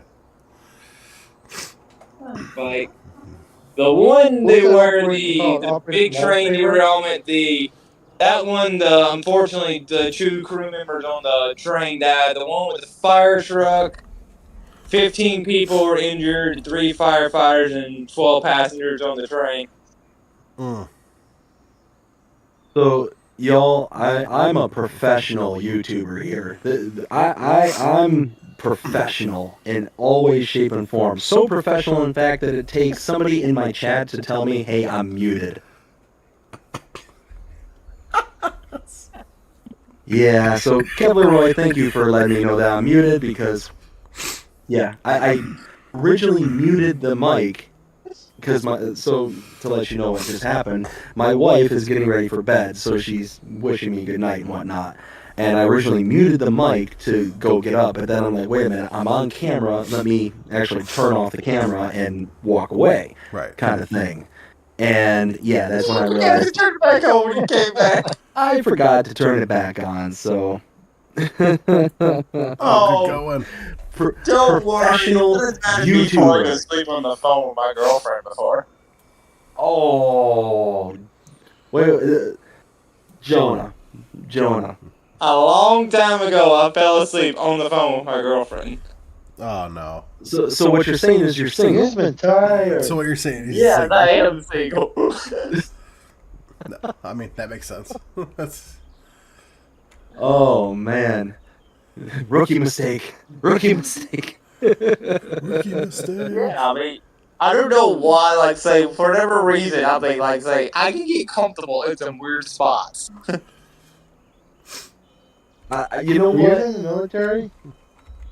No, but some, like, say, I could probably do well sleeping in the field. I mean, like, say, I've slept on, like, pure asphalt before and been completely fine. Yeah. Oh jeez. Yeah. No, thank you. Yeah, I tell you what, it's when I was younger, I could fall asleep wherever, whenever. It didn't matter. Now that I'm old, no, just no. Give me my bed. Nothing else is sufficient. You know, if I go to a hotel, I'm dreading. It doesn't matter. It could be the plushest bed, the nicest anybody's ever slept on. No, if it's not my bed, I'm just miserable. I'm absolutely just like tossing and turning, the restless night's sleep. It's terrible. Absolutely terrible. Well, you could just, like, load up your bed with you and carry it. I know some people who do that. You know, I've considered it a time or two, because there's been like extended stays where I've gone out and like been away from home for weeks at a time, and I'm like, I want to take my bed. I want to take my bed, and if I had a like actual way of doing it, I might consider doing it. It's that bad. It's either, you know, get next to no sleep, or be inconvenienced by carrying around this huge lumbering mattress around. I don't know which is less convenient. Okay, well, here's a question. What's the longest y'all have ever gone without sleep? Ooh. A week. Oh, okay. You got me beat. Well, you got me beat. Yeah, me. It's So your 48 hours. And that was Mine's actually 52. oof. I know I was practically a zombie by the end of the 48 hours, and I don't even remember why. It was for some reason. No, that's what it was.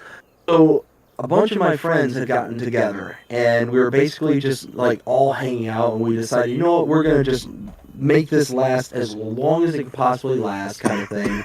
And we were just going out and doing stuff. We ended up going out to like the city, which was, you know, just south of us there, and we basically stayed out all night, just, you know, wandering around doing whatever. And yeah, it was just one thing after another. We would go from place to place to place, and it just ended up being this big to do. And by the time I finally got home, after everything was all said and done, I think I slept for about, I don't know, like 13, 14 hours straight. Wow. Yeah, mine was worse. Mine would have been a lot easier if, like, in that, like, 36 hours in, like, I'm like, alright, I was trying, I had got my hours flip-flopped, so my nights were my days were my nights, so I was trying to get myself reset. But during that reset, I needed, something like, say something happened and it had to go somewhere, I'm like, and then things just kept piling up, I'm like, man, now instead of being reset, I'm back where I started. Well, has anybody here ever worked like an overnight shift or anything? Yes. Nope. Yes.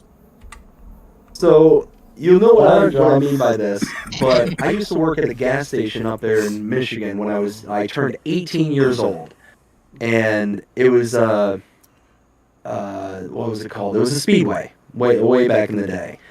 And when I worked there, I decided to start out as the overnight shift because they would actually pay you just a little bit extra for working overnights. And I remember the very first time I was there, to work and to get, everything all said and done. The specific location that we worked at was a off the highway location.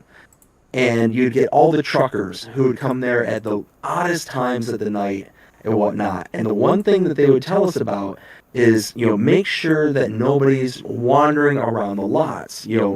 Put on your adult caps and do with that as you will. And just make sure nobody's wandering around the lots at late at night. That's the one thing they would tell us, constantly. Well, this was one of the very first times when I started working the overnight shift, started working just full sentence stop. And this person came in and said, hey, you got somebody, going around outside, you ought to go, chase them off kind of thing. And I'm like, oh, great. So I had to go out there and find this person out there. It's like, hey, you need to get off the property. Like, you're not allowed to be here doing what you're doing, Right. kind of thing. And as I'm out there chasing them off, I go back inside, and some trucker's sitting there waiting for me.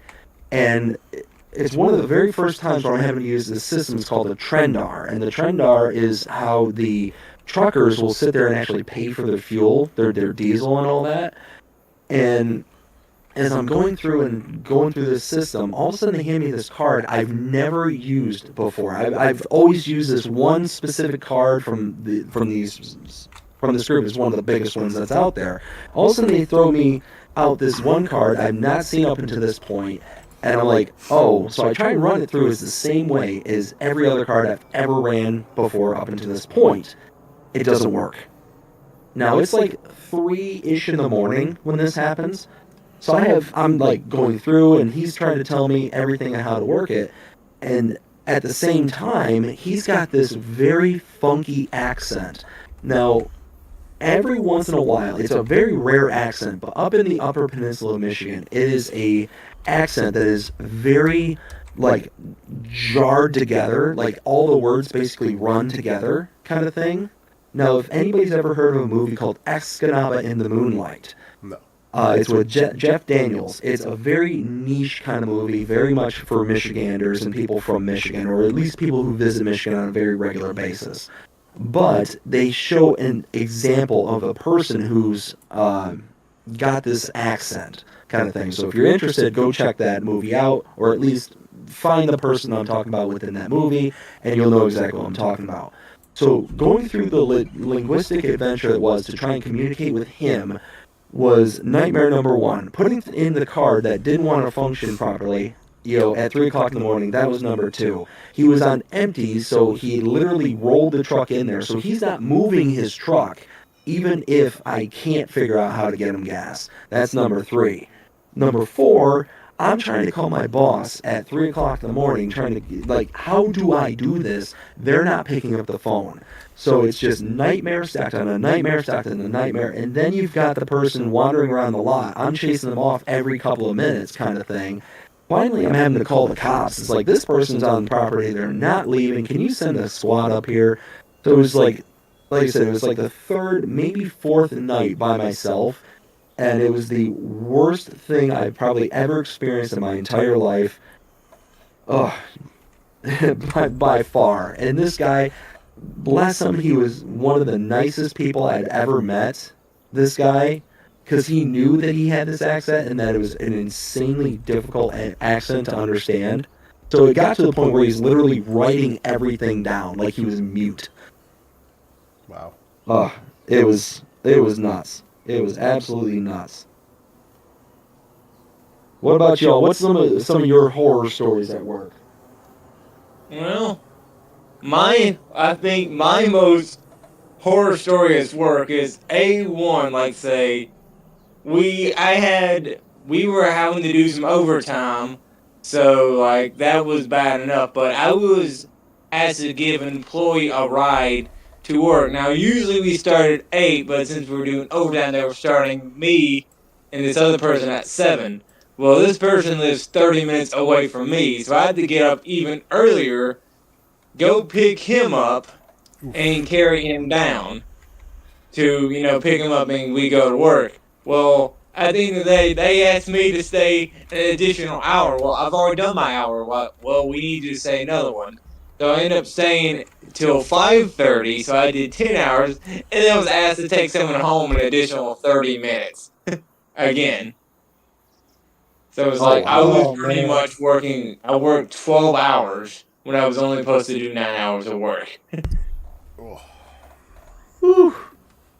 Yeah, that's That's brutal. crazy. And Brutal, part of yeah. that was like, I wasn't paid to pick up the employees. I was asked to because they didn't have vehicles. So that was on them to repay me for that. Oh wow. oh, that hurt. And, Ow. and another day where I probably carried the most people home, where I carried 6 people home because work shut down early or work had to dismiss everyone early due to flooding and well, the way these people usually go home was the bus service, but the bus service got canceled, so I had 6 available seats in my car, so I was paid very handsomely for carrying people home, being a shuttle service. I mean, that's not bad.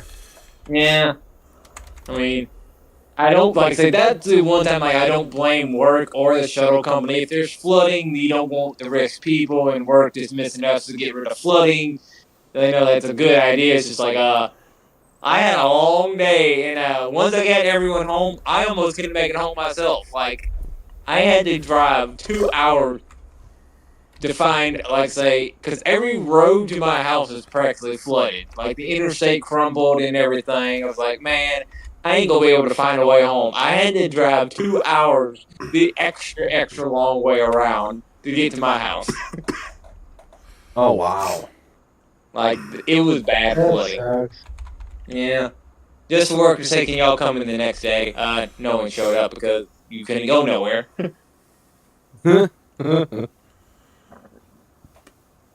That actually reminds me of another story about bad work.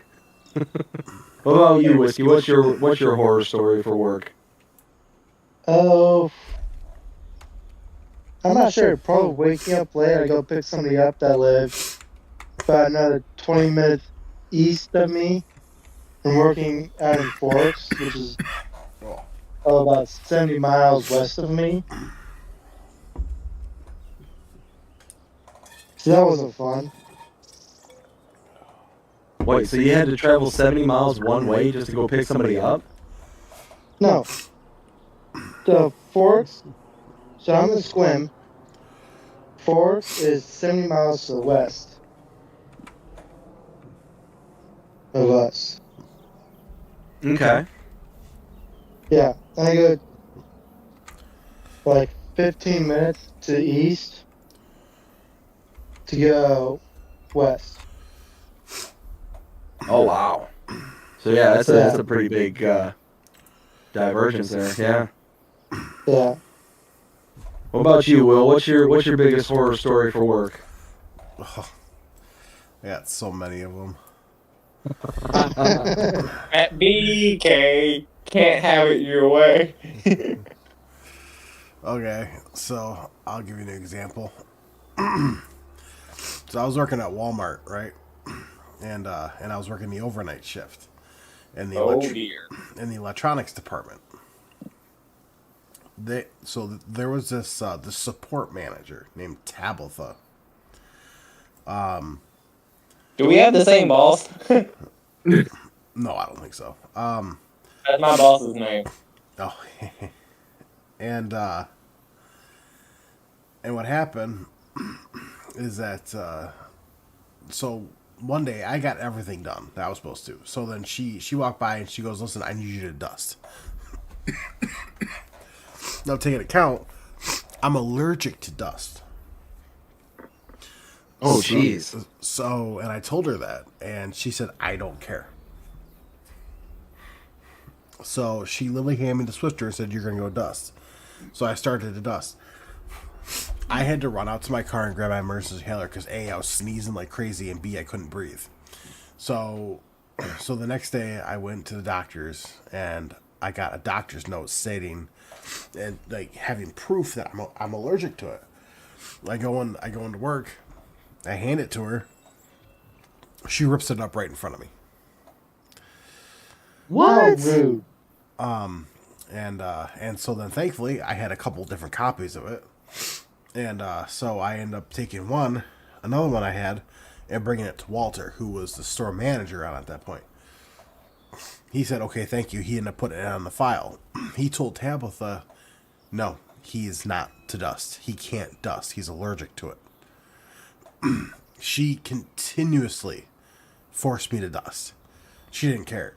So I ended up stating, listen, I want something done about this. They didn't then, and the Walter wasn't there, so the other guy was there, the other store manager, because Walter was off. The other store manager said, I'm not doing anything. So he literally didn't do anything about it at all. And so I said today's my last day because I wasn't going to put up with it. Yeah, that's just one of a bunch of bad ones that I had. So Wow. I just had a massive sneeze to the point that, well, I had to mute the mic, but it hurt my entire upper torso. Ooh, I hate Have when you- this happens. Have you ever sneezed so hard that like every bone in your back just pops? No. Oh, I've had that. I've had worse. I've sneezed so hard I've had food come out my nose. Oh. Not even chewed, just a whole carrot, just pling. I don't even want to know how that's even possible. How that I mean, happened. it's your story, Jonah. I don't even know. I just sneezed, and all of a sudden I realized some of my skin juice was hanging out my nose. Oh, wow. So, I got one more awful work story to tell. So, I think I've told this on my channel before, but I'll go ahead and tell it one more time. So, I had the brilliant idea when I first moved to Florida to get a job over at a casino boat. And on the casino boat, my job was deckhand. I was supposed to basically go out, clean, and do all this like random stuff to keep the boat operational, for the customers. And I started New Year's Eve many years ago. This probably would have been about 04, 05, somewhere in that ballpark. Many moons ago. Many moons ago. Well, what ended up happening was my shift started at 6 o'clock in the morning, but I had to be there at the, basically the shuttle ship, they called it the cigar boat, had to be there for, I think it was at 4 o'clock in the morning. So my shift started at 6, but I had to be there at 4 because there was a whole bunch of stuff that was needing to be taken care of beforehand. Like a whole bunch of stuff needed to be loaded and whatnot. Now, for anybody who doesn't know, when you work in international waters, you are not required to be given any additional benefits. No overtime, no nothing really. I mean, they're not required to give you anything because you're technically working not on U.S. soil. So I started my day at 4 o'clock in the morning, woke up probably about 2:30, 3 o'clock the previous morning, or that morning, to get there. I'm loading up keg after keg after keg. like dozens of kegs. And if anybody's ever slung around a keg before, they're absolutely just ridiculously heavy all by themselves. Now, if anybody's ever been on a boat with stairs before, probably are also very much aware of most boats have very narrow stairs. I don't know why they're designed like this, but they have incredibly narrow stairs. I'm 6'2", 6'3", depending on what gas station I come out of, and I've got pretty big feet. I've got size 13 feet. Pretty decent size. So I'm carrying down kegs into the cigar boat with size 13 clodhoppers where the stair can only fit my heel. Right? Oh, I hate it when that happens. Oh, it was rough. That's how my day started, right? Then I go onto the ship, or I go onto the cigar boat, and I go out to where the boat is, out in international waters. Now I'm having to carry the kegs back up from the cigar boat onto the main portion of the ship, and then across the bridge. Now, what the bridge was just a, if my memory serves me right, it was a 2-inch thick by, I think, 6, maybe 8-inch wide plywood board, maybe about 10 to 12 feet long. Don't tell me you fell in the water. No. Thankfully, that wasn't the case. But I'm carrying keg after keg across this makeshift, plank with these little flimsy, like you know those little orange barriers that keep you from going beyond a certain section. Yeah. Oh, yeah? Basically, just the netting. That's what it was. It had these as little rails to kind of catch you in case you happen to fall off this narrow piece of wood. Now, again, I'm 6'3". At the time, I was probably 400 pounds. I'm a big boy at this point in my life. Right. And I've got a giant keg. When I say that this board was stressed, it was stressed. It was not happy. It's seen better days. So it's doing its best impression of a Picasso melting painting, just and every time I'm going across this thing, I'm like, this is how I die. I'm gonna get drugged down to the bottom of the Gulf. This is how it ends. Every single time. Thankfully, I'm still here today. Everything's fine. But as the day continues, I'm starting to get trained as to what it is I'm going to be doing, and one of my responsibilities is that every single time the shuttle ship, because the shuttle ship is different from the cigar boat. The cigar boat's what carries the goods and stuff across. The passenger ship is what carries the people. So my responsibility, one of them, is to make sure that I count every single person coming on the boat and off the boat. Right. Because it is very strict that you make sure that there are, perfect head counts. And if you're off by even one person, you can leave them on the ship overnight or whatnot, and it can lead to lawsuits or all sorts of bad stuff. So I'm sitting there having to count people, I'm sitting there having to clean, I'm sitting there doing all this stuff. This is basically my job. And again, 6'3", Dave, 400 pounds at the time, they're telling me, hey, as you continue on, one of your responsibilities as deckhand is to make sure that you help our maintenance crew. Well, our maintenance crew are people who are going into the belly of the ship to make sure that the ship is functional. If there's ever a engine issue, if there's ever a, whatever, insert problem with the boat, you'll be responsible for having to... Not filling up with water, you're going to go down. Yeah, well, yeah, if the boat starts sinking, you're going to have to help them fix it. And then they point to the hole in which I have to get into. I'm not 400 pounds nowadays. Right. I couldn't get into this hole in my current form. So that's how small this spot was. I'm not claustrophobic whatsoever, but I think I would developed it right there on the spot.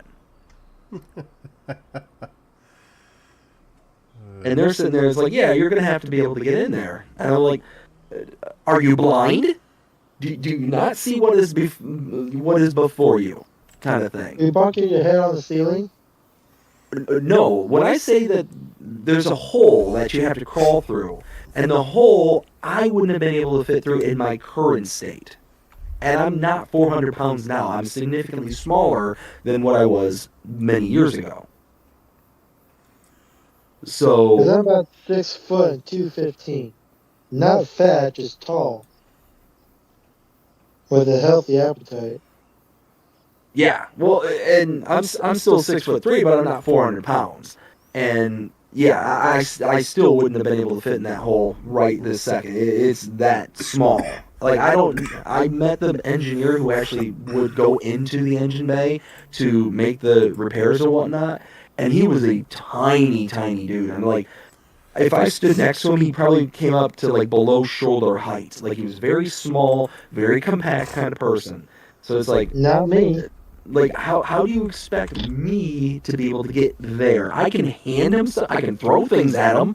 You know, hey, you need a wrench? There you go. Just chuck it at him, kind of thing. I could do something like that. I'm not getting in there. That's not gonna ever happen in any world whatsoever.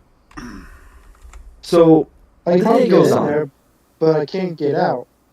Oh no, there's not even a getting in there. There's no amount of Crisco in the world that's gonna slip me in there. Wow. Hey, that's why you have a sawzall, right? Make the hole a little bit. I mean, I could theoretically make the hole bigger, but then I might have to pay for the boat. Yeah. But anyways, so the day goes on. I'm cleaning, I'm doing all this stuff, and that's when they come to tell me, hey, you know, so-and-so isn't showing up. I've never met so-and-so. They're supposed to be my replacement. They're not coming in tonight. It's New Year's Eve, and we need people. We need people here for tonight. Can you stay? I'm like, well, to what time?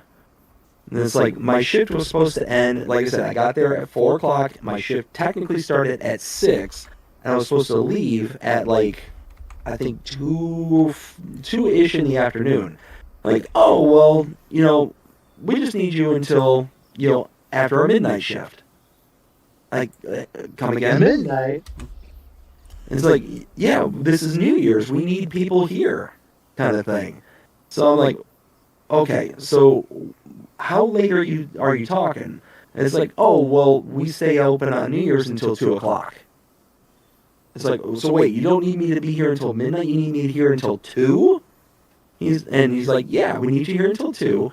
And then afterwards, we need to break down the ship. We need to clean up. We need to empty things out, take things on the cigar boat back to the shore, all that stuff. So I'm like, wait. So what's a realistic time of me getting back to shore? And they're like, probably about 4-ish, maybe. Depends on how, depends on how quickly we get things broken down. Oh, jeez. And I'm like, so what you're saying is you want me to be here for over 24 hours. Is that correct? It's like, yeah. And I'm like, and you don't pay overtime, right? It's like, yeah. It's like, no, overtime for you. We're in international waters. Overtime isn't necessary. Like, oh, okay. So, so needless to say, I ended up staying there because I was desperate and needed cash. Because it had been a while since I had actually worked, because I just moved. So I stayed. I stayed there until, you know, what I was hoping was going to be about 4 o'clock in the morning. No. By the time everything was said and done, we got everything loaded on the cigar boat. We didn't even set sail from the casino boat until after, I think it was about 4:45. And it takes and it takes an hour, maybe about 45 minutes, to get from where the casino boat's docked about 12-ish miles offshore, down to where the port is, where we can actually dock the boat. So I didn't get back until past 6:30 in the morning. Needless to say, by the time everything was said and done, I was running on pure coffee just injected straight into my veins. Do you take any sort of nap on the way back to the port? No. And the worst part about all of this is I should have known better not to have worked on a boat like this, because I get very, very badly seasick. Ooh. Very bad. But I was desperate, like I said. I needed money. So I literally started hammering out anything I could get my hands on. Anything that would accept me. So I got onto shore, and all the morning people are now getting ready for the next day, the next shift and all that stuff. And that's when the office manager comes up to me, and they're like, "Oh, hey, here you are. We didn't know where you were." I was like, "How did you not know where I was? I've been on the boat since yesterday." It's like, "Oh, well, your shift starts here in about, 4 hours, right?" Like, huh? It's like, "Yeah, your next shift is in 4 hours." I'm like, "I quit." I literally looked him in the face and was like, "I quit. There's no way I can do this job." And sure enough, I ended up leaving. I quit right there on the spot. I'm trying to process, like, why did you work 24 hours, go home and sleep, and then come back in 4 hours? Well, and that's the thing, is it's not even go home and sleep for 4 hours. It's drive home after working 24 hours, sleep for maybe 2.5, 3 hours, because I'm going to have to, wake up and shower again, because I hadn't showered in over a day. So, like, yeah, when everything, and when I tell you all, I was so sore. I've never worked so hard in all my life. I've never worked that. I had blisters on top of blisters on top of blisters.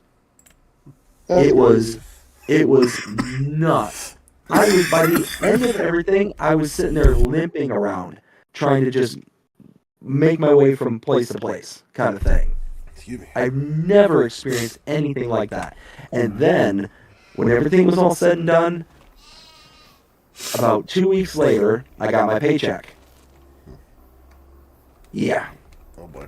At the time, it was $7 an hour, and I had worked over 24 hours. I think I had like a 26-hour paycheck when everything was all said and done. Oh At boy. $7 an hour. So let me invest in Bitcoin. Let me invest in whatever ridiculously absurd amount of money can be extrapolated from 24 hours of $7 an hour labor. In other words, not very much money. In other words, yeah, I basically made enough to get my next McDonald's meal at that point. Oh, jeez. Yeah. Oh, I don't have this mod installed. Ooh. So yeah, that is my, actually, I'll replace my previous horror story with that one there. That's pretty bad. That sounds like torture. Like, that's what I'm saying, like, or is it a job or is it slavery? Yes. I'd probably call that one slavery. Yes. Yes. Just yes. Just yes. Oh man. It was brutal. It was by far one of the roughest experiences I've ever had in my entire life.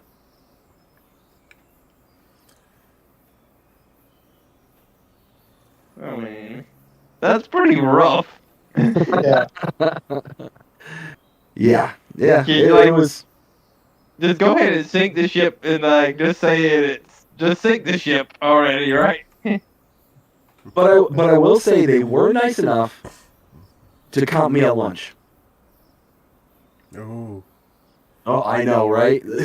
Just don't break your wallet on my $5 not even fast food burger.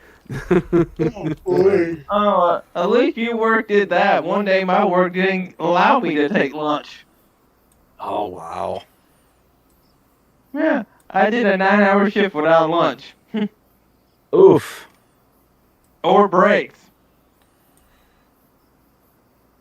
Yeah, no, that's It was That- completely that's when by Dave gets accident angry. because they kept needing me in other areas. Like, you do. It's like by the end of the day, you do realize I haven't had a first break yet. It's like, wait, how long have you been here? I got here at 7. It's 4. It's 4 o'clock. What are you still doing here? Like, yeah, that's my Like- point. that's my point. I need to be able to go home. It's like, go ahead and clock out. I needed you for an extra hour, but I don't think I can hold you here because you just used up all your breaks and lunch and go ahead and leave. Oh man. Yeah, one of those where, needless to say, work sucks. Yep. It was kind of necessary though too. Oh, and that's the unfortunate part is, yeah, it sucks, but it's something you have to do. Yeah. There's Unless no you're two a ways big around it. YouTuber, maybe like say, well, you get big enough where YouTube becomes your job. Well, and That'd be nice. yeah, it'd certainly be nice. It's something that obviously, people have a passion for, but it's still hard work. Like, it's not just something that you get to put on cruise control, And it has its own Yeah. headaches. It's like you gotta have content out. If you don't get a video out, you're not making money that day or whatever. Yeah, I mean, it's either you're working or you're not getting anything, kind of thing. So it's And people are complaining at you, going, "Hey, where's my video at?" yep. Well, and just like I was saying before, when it comes to like Lancey Boy, his situation and is like significantly worse. Like, he's receiving all this heartache and headache from people, and he's not making a dime off of this Yeah. stuff. Might as do it for free. Exactly. So it's one of those where, like, I couldn't imagine being the kind of person who's going to look at any creator whatsoever and be like, well, let me tell you a thing or two. Right. Rude. Well, and you all know, like, you all follow my content and whatnot, and my map tours and all that. So, I'm not afraid to give my opinion on something, and sometimes it's a negative opinion, but it's always rooted in I'm saying this because I hope that if it gets to you, you'll incorporate it and hopefully do better for next time kind of thing. It's not a, hey, let me, crap on everything that you've done up until this point and not offer any kind of, construction to it. Yep. I am trying to find a tree, and the tree is playing its best game of Marco Polo or hide and seek or something. Marco. Polo. Only Marco. The only problem is it's not telling me where the tree is. Jeez. Oh, I have something fun that we can do. Hey, Whiskey, sing us a song. Oh boy. Okay. If you sing one. Ooh. I asked first. Yeah. But I will sing one, sure, but you gotta sing one first. Okay, you ready? Go for it. God save our gracious King. Long live our noble King. God save the King.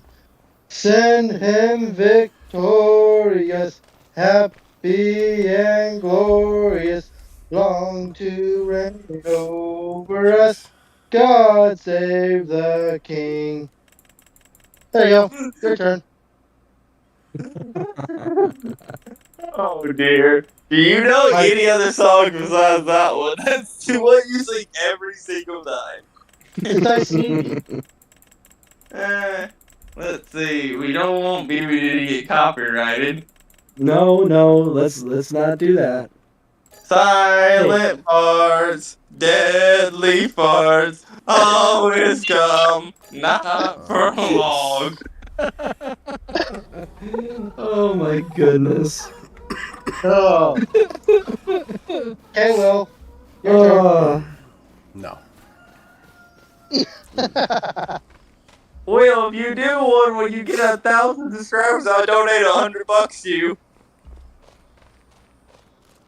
I don't really know any songs that I can sing that won't get them copyrighted. Okay, just do the Darth Vader song. Oh, okay, I got one for you. Dun dun dun dun dun dun dun. Dun dun dun dun dun dun dun dun dun dun dun dun dun dun dun dun dun dun. Oh, I love it. Oh, come on, man! You gotta tell me. You have to tell me you know exactly what that's from. I know exactly what that's from. I know exactly. So I just got some new news. You want some new news? Oh boy. Yes. So Cavalier Roy just reached out to me, and he says that DJ Goham will be doing a first look on Riverview tomorrow. I believe so. Look out. So look out for the video if interested. So yes, go check out DJ Goham's channel tomorrow because he is doing a preview of Riverview from Cavalier Roy. Ooh. Where's I'll mine? probably be working. Go figure. I'm actually off tomorrow because I work the weekend. Very Video nice. So rail yeah. rating? So Cavalier Roy, thank you so much for passing along that insider information. I greatly appreciate it. Yo, To Roy. answer your question, Whiskey, I will be going rail fanning tomorrow. Nice. Oh, very nice. Yo, Roy. Yo, where's mine? No, I was kidding. Yeah, Whiskey, I can put a fan and put it on the rail. Rail fanning. Wow. Unreal. Let's see. And I don't think go anywhere. There may be 2 inches of snow on the ground when I wake up tomorrow. We're potentially getting snow tonight. Oh, wow. For us. Yeah, what was it? Kansas City got hammered with an ice storm and winter storm. Yeah. I was seeing that. Wow. You see what Meanwhile, in Florida, it's 60 degrees. Not quite. It's 54. Actually, tomorrow is supposed to be really cold. It's supposed to be like in the, I think, the mid 30s. For Florida? Yeah. What? I thought Florida didn't get that cold. Oh no! Every once in a while, Florida will actually dip below freezing. I'll be down there. I'm just kidding. Oh, Oh, You're gonna be in like the middle of the storm, isn't like you getting slammed up there? Oh yeah, yeah. Washington. well the Look, I'm sure look where you are is probably like 100 degrees. Yeah. well that storm that hit Kansas City though, that's headed up to upstate New York next week. Oh wow. That'd be fun. Yeah, and I already told Bree I'm not driving anywhere once that hits because I've seen videos and people even going 20 miles an hour are sliding all over the road. Like you Oh, can't wow. like they are advising not to go anywhere. If Yeah. you don't have to go somewhere, don't. Yep. I see this from Ronnie today on Rusty's Barnhouse chat. Unless it's an emergency, please don't drive on Kansas roads. It is very dangerous for you and for emergency service employees. Stay home, stay safe. Many Kansas state and federal highways are closed due to very dangerous conditions. These conditions will continue into Monday, January 6th of 2025. So yeah, stay home. Yep. But see, I will say that that's all relative because when I lived in Georgia, it was in the Atlanta area. There was about 3 inches of snow that fell one day, and the entire city of Atlanta basically shut down. and they were sending out all sorts of notifications. Do not leave your homes. Do not do this. Do not do that. Like, just stay home. Like, they canceled work. They canceled schools. They canceled everything. Like, basically, the whole city shut over 3 inches. And I'm like, 3 inches is like nothing. Like, I, being from Michigan, I'm used to like, oh, hey, it dropped 2 feet overnight. Like, what's going on? Right. And I look at my wife, or she was my girlfriend at the time, now a wife, and I'm like, you want to go for a drive? She's like, are you sure that's a good idea? Because she hadn't driven in snow, actually, probably ever up to that point. She was born in New York, but she was only there until she was like maybe 6 years old, I think, is when she moved out of New York, and she lived here in Florida the rest of her life. So it was one of those, like, snow was just not a thing for her. And I'm like, yeah, let's go for a drive. And she's like, are you sure? I'm like, yeah, it'll be fun. So, all right, we can go, but, it's on you, kind of thing. I'm like, don't worry about it. And, so I ended up taking her to the, to the local Walmart, which is right down the road from where we lived. And, we were just kind of doing our own thing, driving around. And we were the only people on the road. The only people. Everyone else is just... parking lot? Oh yeah, went out to into the parking lot. We did a bunch of donuts there. She threatened me like many times.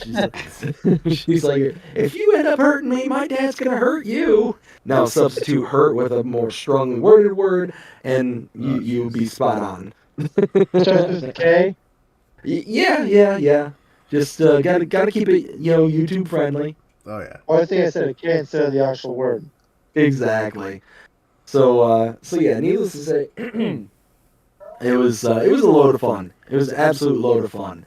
But we were literally the only people pretty much in the entire city. It was nuts. It was think of that show The Walking Dead where nothing's around, and that's basically what it was like. Except insert some snow, and then it's more apropos. Well, I guess in that case, what's your worst travel story? Oh my goodness. Okay, I've got one. So it's not really my travel story, but it's involved in the party that I was in. So I've got a cousin who he would forget his own head if it wasn't attached. Uh-huh. Here. And seriously, like, he is just the most forgetful person I think I've ever been around in my entire life. It is absolutely nuts what this man can do. Well, we had gone up to our deer camp for this is probably many years ago at this point. Not important when. And we've gone up to deer camp, and an integral part of deer camp is having something to bag the deer with. Some kind of pew-pew. Deer bag? To bag the deer. We get a frantic call about 3 hours into the trip, and he's like, I left my pew-pew at home. His And we're boomstick? like, yeah, the boomstick, exactly. And we're like, come again? He's like, I left it at home. It's like, you're on a hunting trip. How did you leave it at home? That's, kind of the most important thing to bring besides warm clothes and food. Like, when making the checklist as to things to bring, clothes, shelter, food, pew-pew, there you go. Yeah. Certainly one of the top 5 things that you check off your list. Right. Yeah. So, needless to say, we had to stop. We had to stop and purchase one. And in those days, you didn't have to wait the 3-day waiting for long, how do I say this? For long pew-pews. For like Right. shotguns and things like that, you didn't have to wait. You could buy it right on the spot, kind of thing. And that's what he did. He spent the money to be able to go out and to be able to get that. So that's how that trip kind of went. And it was basically one thing after another after another. This was the same year where they had decided to go out, and where we used to hunt on state land. And we would go out and try and find our spots in which we wanted to be able to, actually sit down. And we would do this like the day before opening season. Well, as we're like going around looking for our spots, they're gone, and they're gone for hours, and we're waiting and waiting. And it was my cousin and my dad's friend from work and his son and my dad and myself. So it was about, I think it was 5 total people in the whole party that were there. And as they're like going out looking for their spots and whatnot, we're waiting. My dad and I are at the tent because we know exactly where we're going to, because we've been there years past and we know exactly where we want to set up. And we're sitting there waiting and waiting, and it's like they're gone for hours. And I keep asking my dad, it's like, should we worry? Like, they should have been back long before this. And they're like, no, they're fine. They're adults, whatever. They'll survive. My dad's kind of just, laughing it off kind of thing. And all of a sudden, it's starting to get dark. And I'm like, Dad, there's something wrong. Like, they shouldn't have been gone for this. It's not like they went to the bar. It's not like they went, like, out to a party. Like, they were just going to their blinds. Like, they would go to their spots kind of thing. And he's like, yeah, I'm kind of thinking something's wrong, too. Well, about maybe 10 minutes later, they come wandering back to camp. Turns out that as they were going out and looking for what it was that they want, their place that they wanted to go to, they ended up backing their truck. My dad's work buddy's son ended up bringing his big Dodge Ram 4x4 pickup truck. Well, they weren't paying attention to where they were backing up, and turns out they hit a patch of ice that was covered over by snow that was basically a large hole. So they back up over this patch that looked like open dirt, an open spot where they could turn around, because in those areas it's all 2 tracks. There's no place to go besides 2 tracks. Well, they get over this spot, and all of a sudden, boom, the whole truck drops about 1.5 feet. And just buried in mud. So it's just a fresh layer of ice over top, and it had enough strength for them to pull right over top of it, and then boom, just drop straight down. So they were sitting there this whole time trying to dig themselves out of it, and they had no way to be able to get out of this hole that they got themselves in. So they come back to the camp with their tails tucked between their legs.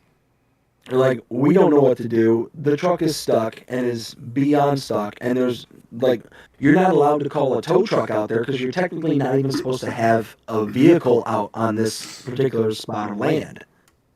Like, the 2 tracks are not even supposed to be there. Like, it's against the law. So it's not like we can call a tow truck to have a wrecker come out there because it's against the law. Or at least that's what my dad used to tell me, is like, we're not supposed to have our vehicles back here. We can park them out by the road, but the moment that you pull them off the 2 tracks, like, that's the part that's bad. So they basically broke the law kind of thing by backing off the 2 track. They were supposed to basically take the 2 track all the way around and stay on the track. So my dad just so happened that year, and for the first time ever, he'd brought a come-along, like basically a big ratchet strap. And he's like, I brought this, we can see if we can hook it up, but it's not going to be until the morning. And sure enough, we go out there, and the truck had sank even further down. So they said it only dropped down to, like, the top of the tires when it, like, first sank. By the time we got out there, it sank to the bottom of the doors. Oh, dear. Oh, yeah. and it was a jacked up pickup truck. Like it was like when I'm telling you that this was not just a normal sized pickup truck. This was a big truck. And by the time we got out there, it's buried up to the doors. My dad's like, I don't even know if we're going to be able to get this thing out. Like, this might be a lost cause at this point. But sure enough, we're sitting there, we're digging and we're digging, we're trying to get everything all, like, nice and backed out. And we're like, okay, we dug a ramp from the back side of it, going back towards this tree. And my dad took the come along, and he had just enough length in this come along to be able to loop it around this tree. And he's sitting there just one small ratchet at a time, just. And it's just centimeter by centimeter by centimeter. It's coming out slowly but surely. And eventually, he's the son who owned the truck dives into the window like Dukes of Hazzard style, like face first, because he can't open the door. And he dives in through the window, he fires it up, and he's just like, okay, I'm going to get ready to hammer it to get out of this thing. Just everyone get the heck out of the way. And sure enough, he gasses it, it goes flinging mud, and he goes backing up, he rams into this tree, and this tree is not, like, should not have been big enough to ratchet this thing out. It was, like, the only tree that was available, and it was maybe about, I don't know, 6 inches around. Like, it should not have stood up to this whatsoever, but it was the only tree available, so we had to try. So we just basically looped it around the bottom of it and just prayed at that point. And sure enough, he gasses it, and he backs up so fast and so hard because he wants to make sure he gets everything out of this, that he just plows over this tree, and this tree just tips over from him smacking into it. It lasted fine before, like, pulling the truck up, but it being smashed into was too much for it. It's like, okay, I give up at this point. Yeah, that was my worst travel story. It was just one bad thing after another. And this is only followed up by the story of the wolves and my buddy and I. I know I told that story in the last stream. Mm-hmm. Mm-hmm.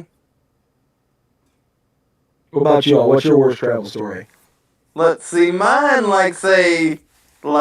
this drive that was supposed to only be an hour turned into an over 8-hour ordeal somehow. So, we, say, I get off from school and everything, have to go to, downtown. I forget exactly where, but on the way back, we are going from, interstate to interstate, so we're kind of going on an on-ramp. Well, all of a sudden, traffic stops. Dead stop. I'm like, oh, this is common. Maybe there's some construction and everything. Well, it's an accident. They shut down the interstate for 6 hours. We had to sit there for 6 hours on the middle of the road at 8 p.m. at night. We didn't get moving till 2 in the morning. Take a nap? Oh yeah, we slept in the car that night. That was a very fun night. They came by, when it first started, the police came by and said, y'all might as well get comfortable, because an 18-wheeler carrying kitty litter just turned over up front. I'm like, oh boy. No. Oh, man. So, yeah, there's not even, any way to clean that up quick.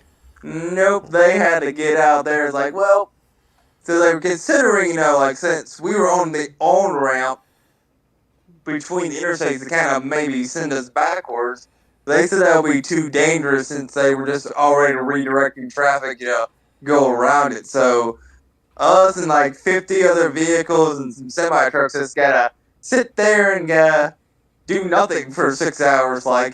You don't know the torture of 6 hours when you don't even have a cell phone with you.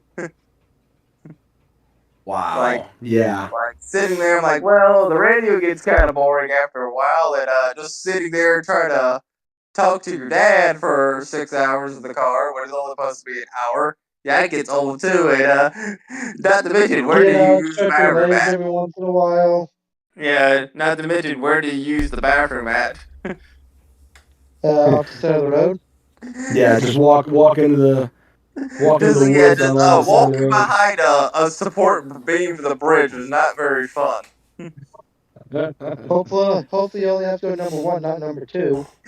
Yeah, I don't even want to know, because no, we weren't the only ones there going through this torture, so I don't know what else people did. I'm pretty sure there's some people that walked down to the Waffle House, probably. There's a Waffle House just up the road, but we finally get off the road. That's where that Waffle House, because they still hadn't opened the road. They got it cleared to the exit so we can at least get off. Like, it was like, well, I believe everybody went to that Waffle House. Not for food, but for the other reason. Oh yeah. Use the head. Like, well, I can say, we probably also say, like, you know what, at this point, we're so late, like, we just, like, say, we've been in the car forever, it's like, you know, at this point, I may have school the next day, I'm like, I didn't go to school the next day. It's like, I've been through enough. I've been enough through for one day. Yeah, I've had enough for one day sitting there for 6 hours. That's supposed to be an hour drive and turned into, an 8-hour ordeal. I had to let you guys go because I had to get tea ready for our tea, and I'm trying to get one of my kitties coming, so I had to let you fellas go, okay? Alright, bye, Pippa.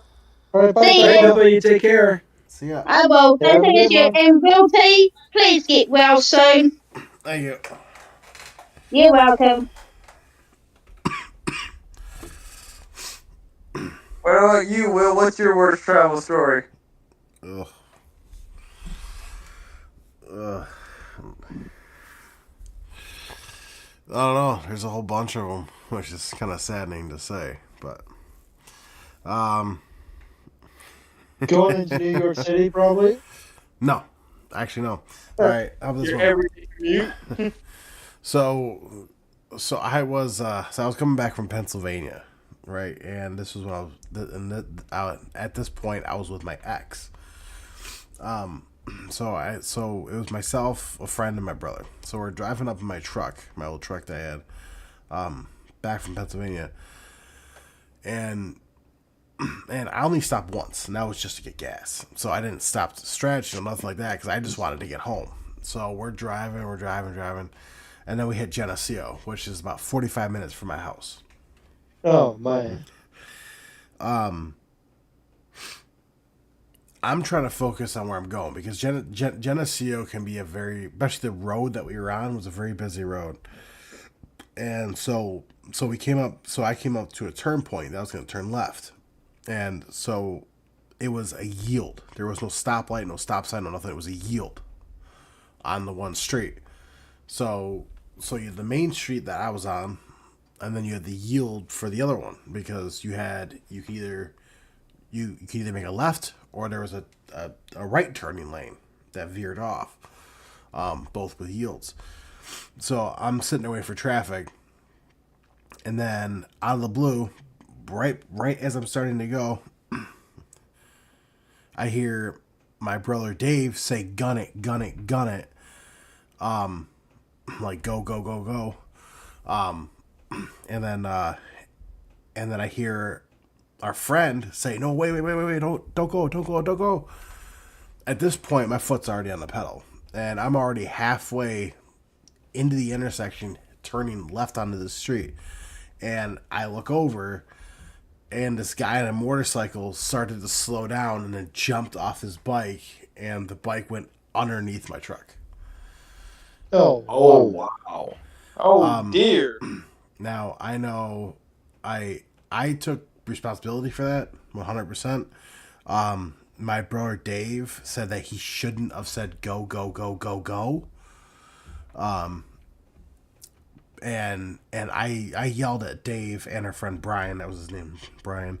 I yelled at both of them, and I'm like, "Listen, are you driving? No, I'm the one who's driving. So please do not distract me while I'm driving, because that all could have been avoided if they didn't say anything." So And it could have been way worse, too. Yeah. Way worse. Thankfully, the guy, when he slowed down enough, he was only going 5 miles an hour, so he was able enough to jump right off the bike. He was just fine. He even shook my hand and everything and said that it's all good. The only thing that was wrong with his bike was the handlebars were a little bent. Other than that, everything else was just fine. So, Nice. thankfully, and my truck, go figure, my truck was just fine. There was no scratch or nothing on the truck. So my brother ended up calling my mom. My mom was like, "Listen, let your brother finish driving home." And I said no because I don't like people driving my vehicles. I don't.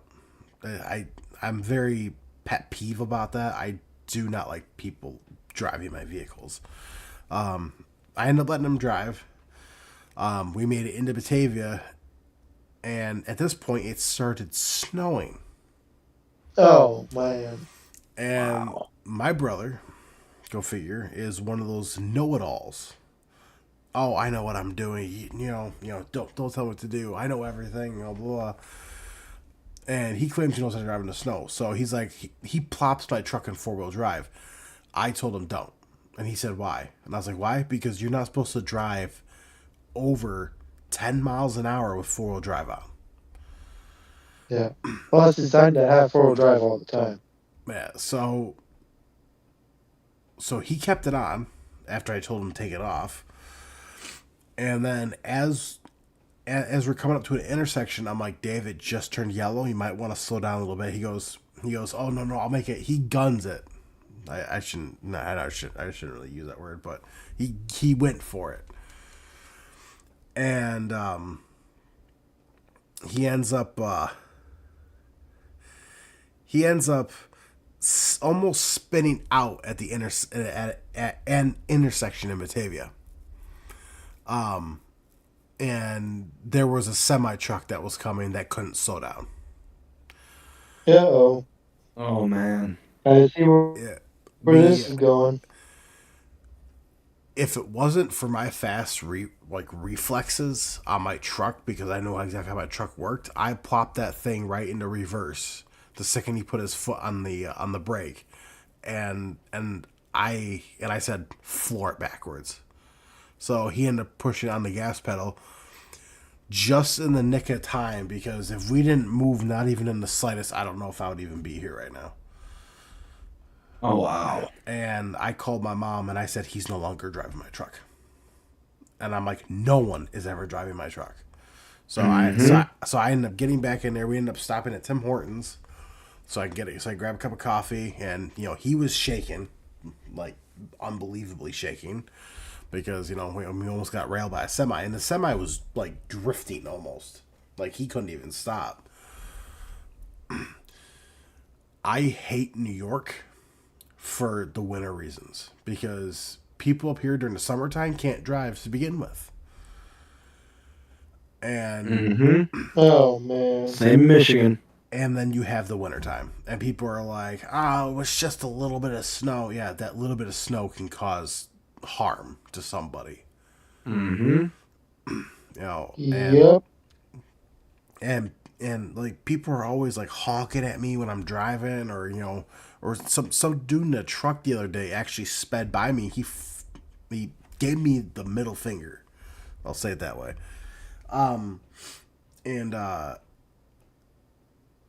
And it was just enough snow and wind to the point, and I drive a Ford Fiesta, so I drive a small car. And this was just 2 weeks ago.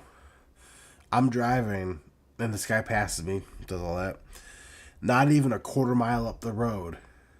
Guess where he is? The ditch. He's in a snowbank. And he was driving a Ford F-150. It was a newer model too, which I think is pretty funny. And at his convenience, there was a Genesee County sheriff right there that was passing when this happened. Because I could see the sheriff turn around. Yeah, so to me, it doesn't matter if you have a truck, It doesn't matter if you have an SUV. You know, it doesn't matter if you have the greatest tires in the world. Snow out here, one little problem, one little mistake, and you can be causing a lot of problems. 100%. So, It actually reminds me of where I grew up there in Michigan. I used to live on a dirt road, and on the dirt road that was further down from my house, there was an S-turn, but it was a really funky S-turn because it actually, like, the first bend was actually the lowest part of the turn, and then by the time you got out of the second bend, it was actually, like, maybe about several feet higher than the first bend. So it's kind of a S-turn with a hill, and then leading into the first turn is the downhill. So every year, inevitably, every single winter time that roll around, there'd always be 3, 4, 5 cars that were at the end of the S-turn of that first hill, because everybody's coming down the hill into the bottom of the gully where it goes into the first turn, and they just go skidding straight through. And on the other side, it was a ditch that led into a swamp. So it was one of those every year. If I was going that way, I'd inevitably see 3 or 4 cars, just myself, in that ditch every single year within the first couple of weeks of the first winter, or first snow. And it was inevitable every single year. And in order to get these people out, you know, they'd have to get a record, they'd have to, like, fish for it, basically. And there was one, the worst one I'd ever seen, was somebody must have been going so fast over this hill and down to the S-turn that they were every bit of, like, 20 to 30 feet past the S-turn and, like, into the swamp. Like, they were a good distance away from the road. So it's not like they were just kind of, you know, meandering along and then just couldn't make the turn and just kind of bloop, went into the ditch. I mean, they cleared it and they got air. They had to have. well, I mean, people forget how to drive. I mean, because it's like the spring, summer, fall. You know, it's like clear as daylight out, and people are just constantly going 60, maybe sometimes 80. You know, in a 55, and then as soon as it starts snowing, it's like people forget. Mm-hmm. That's it. Is that just people don't recognize that, hey, every year. yep, every year. People don't recognize that, hey, you know, driving conditions change. You know, chill out. You know, and that is one reason why I pointed out. And I know that my other buddy Tyler Lang, he was talking with his dad, because his dad's on the board for Batavia in Genesee County. He made a proposal, which I know a lot of people liked, but apparently it never happened because someone in New York didn't like it. That that everyone, at least in Batavia, but overall New York, should take 2 driver's tests, one during the summer and one during the winter. The only reason for that is because then you'll know, okay, you're all clear to drive. Yep. Like for me, Yeah. I took my driver's test in the winter, and I purposely took it in the winter because the way I view it is, if you can drive in the winter, you have no problem driving in the summertime. Exactly. Mhm. You know, and I passed with flying colors. No, but the one day I was coming home from work, and I passed maybe 8 accidents on my way in here, on the way to our apartment, and it just blew my mind. You know, it really did. It just shocked me because it's like, do you people just not know how to drive? Makes you think that a lot of people get their driver's license out of a Cracker Jack box. See, I also think it's funny because all these accidents that happen all get put onto the video news service that I follow on Facebook or in the Batavian. So I always follow up with everything. I'm not even kidding you at all when I say this. Out of all those 8 accidents that happened, one of them was a guy. All the rest of them were females. Oh well. I mean, I don't mean anything by that. I'm just stating that, and I told that to Bree, and she looked at me and she goes, "What exactly are you trying to say? Women are horrible drivers?" So I just looked at her and started laughing. Oh, but I don't know. It just shocks me on when people forget that during the winter you gotta slow down. Slow it down and don't spin out. Yep. That's it. Hey, you mind if I catch up with the chat real quick? No, you're all good. Cool. Yes, I do. You mind? Well, I'm gonna try it anyways. Let's see. So Yeah, I believe I left off with Kevin Leroy saying, "Excellent. That's what we like to hear." Rusty Money Gaming. Luke says hi to Rusty. Whiskey says, "I'm loading a video of one of my new train engines on my Discord." Ooh, very nice. I'll have to go check that out. Rusty says, It "Hello to should be Kevin loaded Leroy." up too. Oh, nice. Yeah, I'll definitely have to check it out. Rusty also says hello to Luke. We got Kevin Leroy says, "You're muted, BDD," by the way. Yes, thank you, Kevin Leroy. I appreciate it. Again, professional YouTuber right here. Professional. But Kevin Leroy also says, "We've all done it, bud." You know what? You don't need to make me feel better. Pipe and Paul says, "LOL, I didn't even notice." Oh. So what that means is that either I'm that bad of a YouTuber to where you can actually watch my content and not notice that I'm being bad, or or something else. And we'll just leave it at that. Oh, we got Taco saying, "I'm gonna hit the sack. Good night, everyone." I'm starting to lose my voice. Water, something. I've been drinking all night, and unfortunately, like Will, I'm also sick. I had a really bad sinus infection, and yeah, it's starting to catch up with me for some odd reason. Starting to get into my throat. Anyways. Not good. We're gonna keep on. Got Pipe and Pulse saying night to Taco. You have yourself a good night, Taco. Hope you have a fantastic evening. We'll see you again next time. You take care. Whiskey says see you to Taco. Roy says see you to Taco. We've got Bradford saying yes, the colloquial name for the people that wander around the truck stops. There, I'm not gonna say it on air because I don't know if that's against terms of service. Right. So we'll just play it safe on that one. We're in the chat right now. What's that? I'm in the chat right now so I can keep up if anybody needs, I do check it out, as we're going along too. Have Gotcha. it pause, and then just keep up the chat.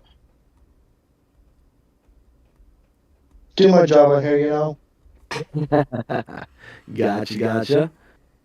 Let's see. Where was I? Chet says, which FS22 maps and mods would you like to see in FS25? Ooh, that's a good question.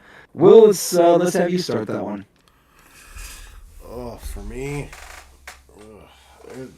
there's a lot. Excuse me. Well, the first one already came out, which was the Cow Barn XL. I'm trying to think here. Well, Alma, Missouri, which is already being made. One map I would love to see come back, and I don't ever think it is going to come back, is is oh, this is gonna bug me now.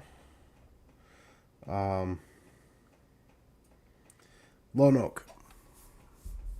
Yes. That'd be a great one. I also know Stone Valley. American Life Farming. That was another great one I love from FS19. For mods wise, I'm trying to think here. I mean, there's a lot of mods, like a whole bunch of mods that I really would hope that would come back. I know one of them being Legacy Eggs Freestall Barn, the big one that held 1,000 in FS22. Okay, yeah. There you go. There's your way to 1,000,000 cows, Will. Like I said, there was a whole bunch of them, and I already know a lot of them that I want are coming back, like the Velmetal pack from Custom Modding, and their slurry, and their custom slurry boss tanker. I know both those are coming back. Now, there's a couple things that are missing from FS22 that I really hope that come out, and that's like that K branded. I'm not gonna say it because a lot of people are getting Ding with that one big time. The K brand manure spreader from FS22, the one that flings from the side. Yes. Yeah, it's my personal favorite one. Like I sent you so many screenshots with that specific manure spreader. For sure. Also, one thing that was missing that I was really hoping that they would have put base game was the Oxbow merger. Yep. No, they said that there's a lot that I really hope that would come back. And yeah. I can already tell you a whole bunch of them that are already coming back that I already know of. But if I were to tell you all these mods that are coming back for FS25 that I know 100% are, we're going to be here for another 3 hours. So. Well, what about you? Yes. Reggie?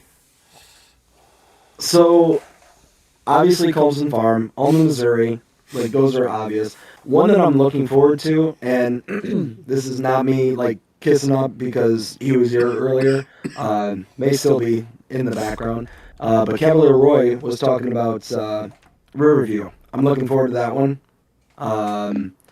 I'm hoping that Cavalier Roy is going to be doing other of his maps from FS22, like Maple Farm and stuff like that. I loved Maple Farm. I absolutely loved doing the series on that one. So that would be one I'd love to see. Now, if I were to dig deep into the repertoire of maps I'd love to see, that Lone Oak would definitely be one of them. That'd be a great one to have come back.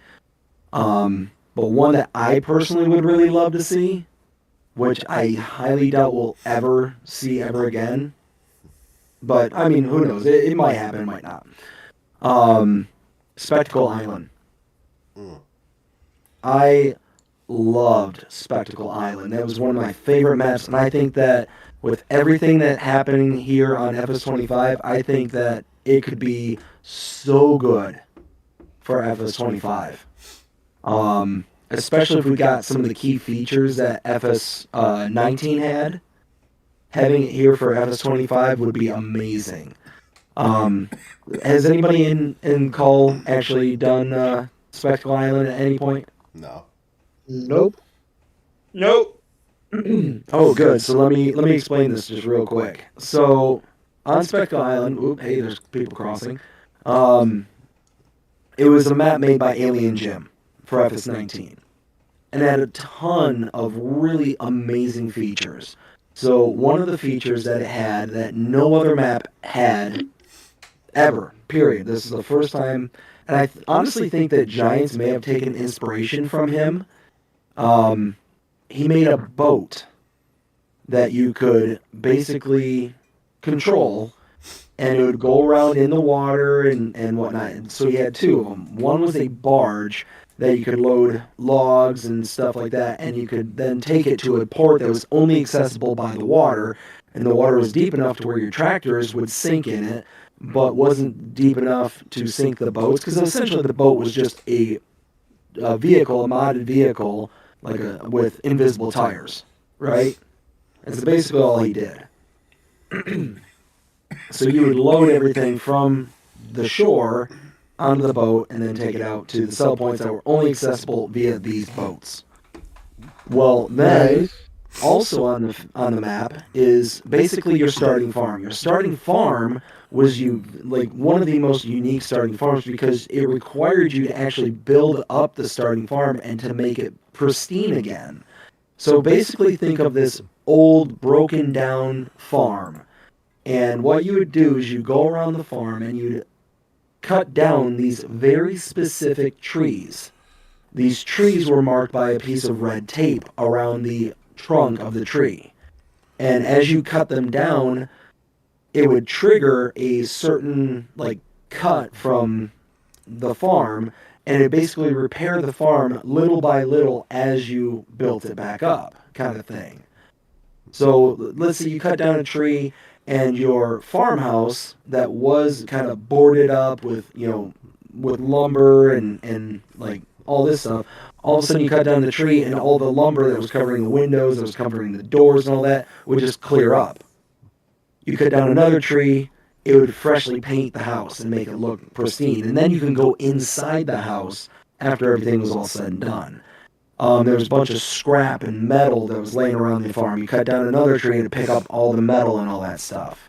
There was tons of product just laying around all over the place that you'd be able to pick up with a bucket and load into your silo and use for your pigs, use for your cows, the whole 9 yards. It was tons of different product that you could pick up. And in the fields themselves, they had trees, like full-grown trees that you would have to first cut down and get the stump out and do all that before you could then utilize the field, because they were right in the middle of the fields, right in the middle of the playable, plantable area kind of thing. They weren't supposed to be there. They had grown in. It's been a farm that was in such disrepair and neglect that you were tasked to build it up. So it was like a game within the game kind of thing. There was so many different levels to this map. So it was just a really cool farm. It was a really cool layout. And to be able to get from island to island, you have to take these kind of crossings into the different portions of the islands kind of thing. And you go wading into the water. It reminded me a lot of the map that we got for 22, where it had that land bridge that would be dry and accessible during certain times of the day, but then the water would raise up throughout the day, and eventually would make it impassable, kind of thing. I forget what the map's called off the top of my head, but it was a really cool map because of that feature. But this one, it didn't raise and lower the tides. It just was the only way you could get through. It was just deep enough to where you'd be in the water, but shallow enough to where you could get through safely. But if you went outside of the designated markers in any degree, you're losing your tractor. So those are the maps I would love to see come back for 25. Mods, I mean, I want those quality of life mods to make things just a little bit easier. The CSZ pack is one of my highly top rated ones I'd love to see come back. And I hope that, I think it's DD Mod Passion, if I'm not mistaken. I hope they put that one out very soon. Yeah, I don't know if that one's coming back or not. I think it is. I really hope so, because it's really only the one mod. If I got this one mod, then I really don't care about the rest of the pack.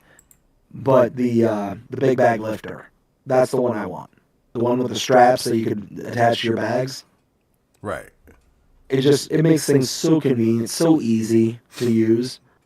You can pick up 100 logs if you got the perfect weight ratio that Yeah, you can just sling them around and you're done. Like, it's so convenient. So yeah, that's the one I'm wanting to come back the most. Nice. Let's see. We got Kevin Leroy saying, "You're welcome, bud." Ken says, "Indiana Jones." Yes. Ken also says, "Can someone please give Will T a rum and green ginger for his coughing?" That sounds like that would work really good. Oh, boy. If not for the coughing, then just feeling good.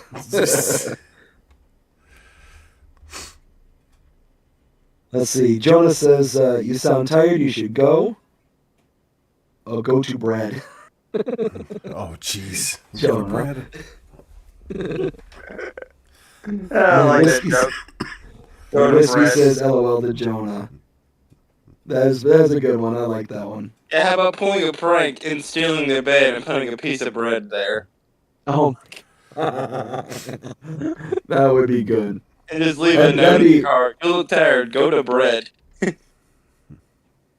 That'd be a pretty involved gag.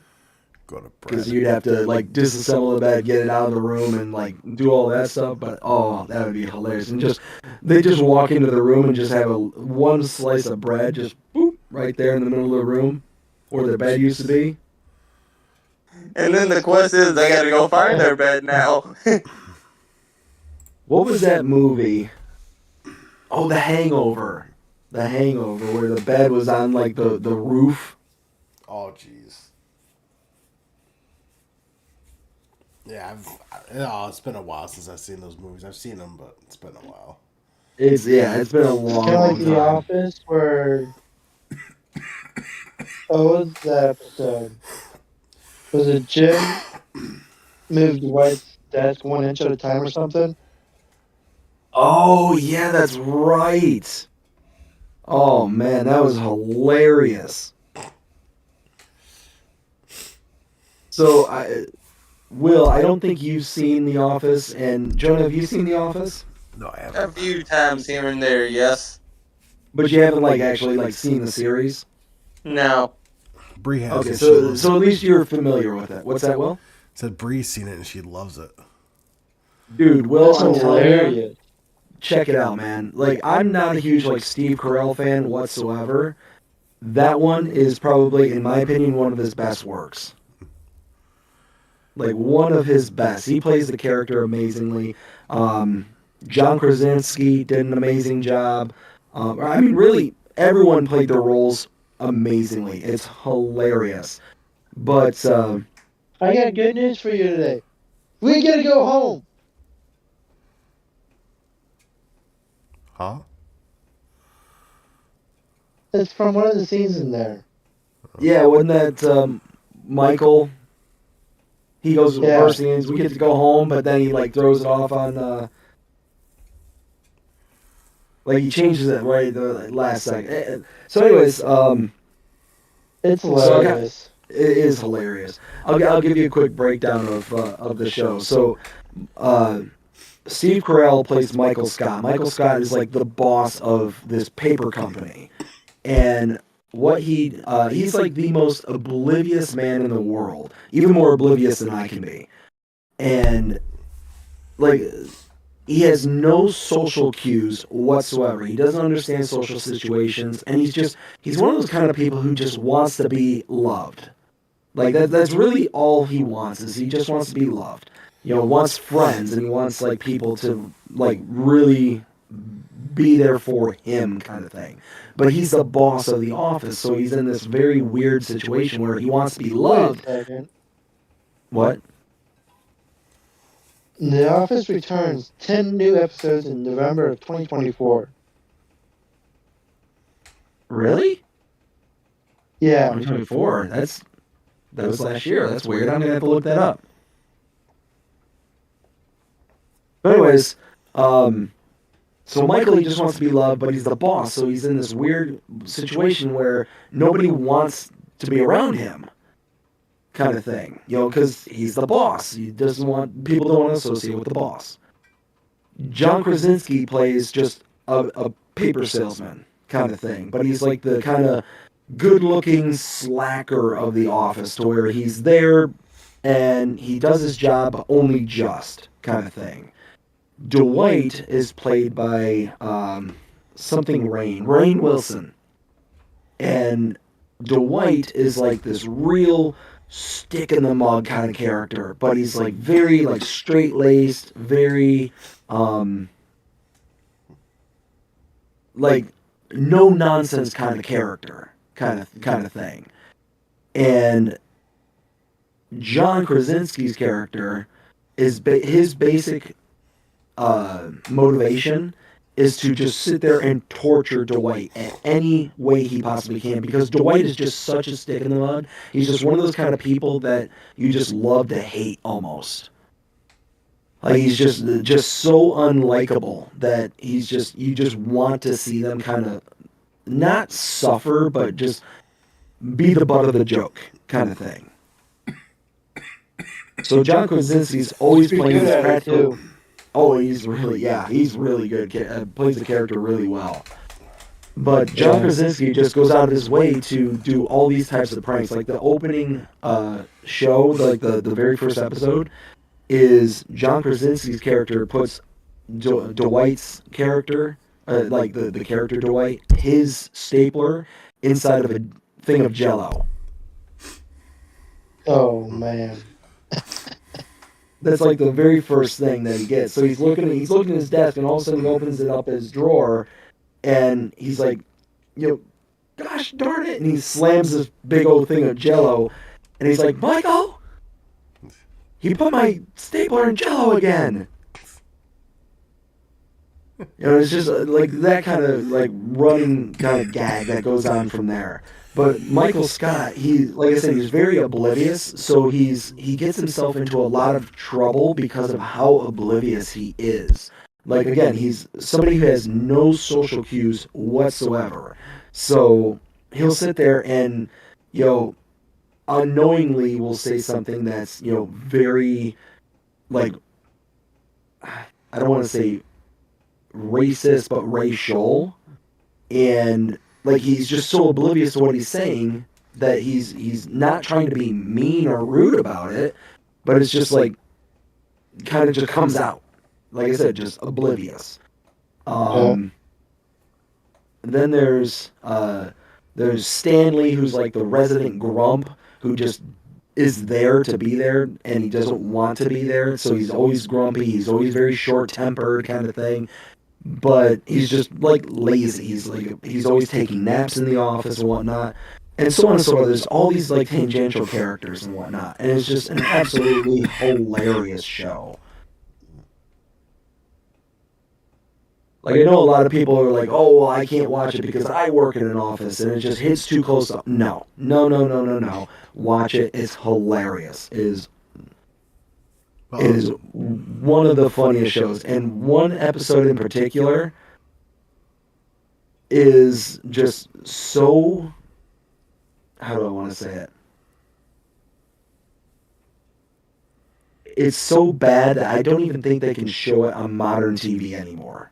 And this isn't like a show from like the 50s or anything like that. Like, it was only a few years old.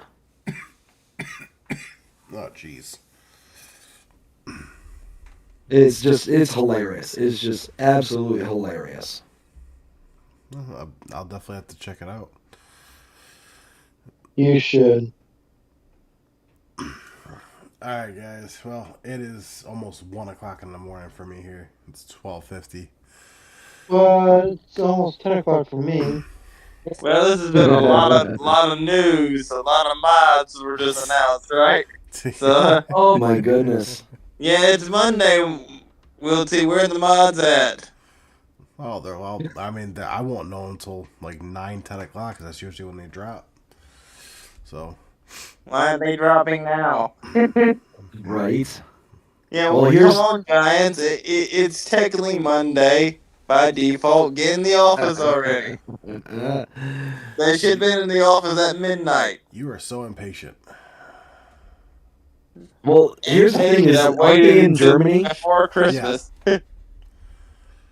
Yeah, so aren't they technically in the office right now?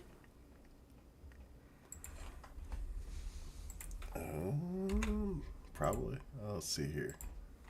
So Jonah, they're doing exactly what you asked them to, depending on what time it is in Germany. That is true. Let's see here. So as of right now, it's 6:51 a.m. in Germany. Oh, darn it! Yeah, so they. I tried Giants. I tried having your back. Yeah, so they would not be in the office yet. They usually arrive. I remember from what DJ stated, they usually arrive about 8-9 o'clock. Yeah, that sounds about Okay, right. so only a couple hours away, and then mods come out. No, they still gotta test them and Yeah, so isn't that what they have you for? I wish. See, now, I hate to be that kind of person, Jonah, but if I were the one testing all these mods, I'd be like, "Oh, really? So you want a mod? So you create a mod with a tractor that can go 300 miles an hour? Nope, denied. Like it's unrealistic. I mean, autoload, okay, you know, it is what it is. Like I'll let that pass, but having a tractor with 1,000 horsepower, yeah, no.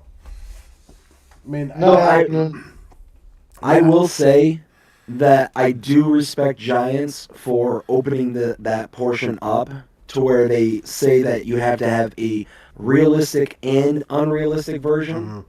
I do like that. I think that was a very, very good compromise from them. Yeah. So. Yeah. Yeah, but I think bread, right, Will? The what? You're going to the bread, right? You're going to go sleep on the bread, right? No, I'm gonna go sleep in my bed, not bread. Yeah, you know, Bree's actually gonna be up in like 2 hours and a half, somewhere around there. Oof. I know. Well, crawl in carefully. Nah, sleep on the couch. Yeah. I mean, dude, you'd not be surprised. She actually wanted me to sleep on the couch originally because I'm sick, and she didn't want to get sick, and I'm like, it would be fine. Oh, blame her. Well, no, I mean it's not it's not that she didn't mind getting sick. It's just she doesn't want to get sick because she's just starting her new job, and she doesn't want to get sick and then be there for not even a week and be like, I'm sick.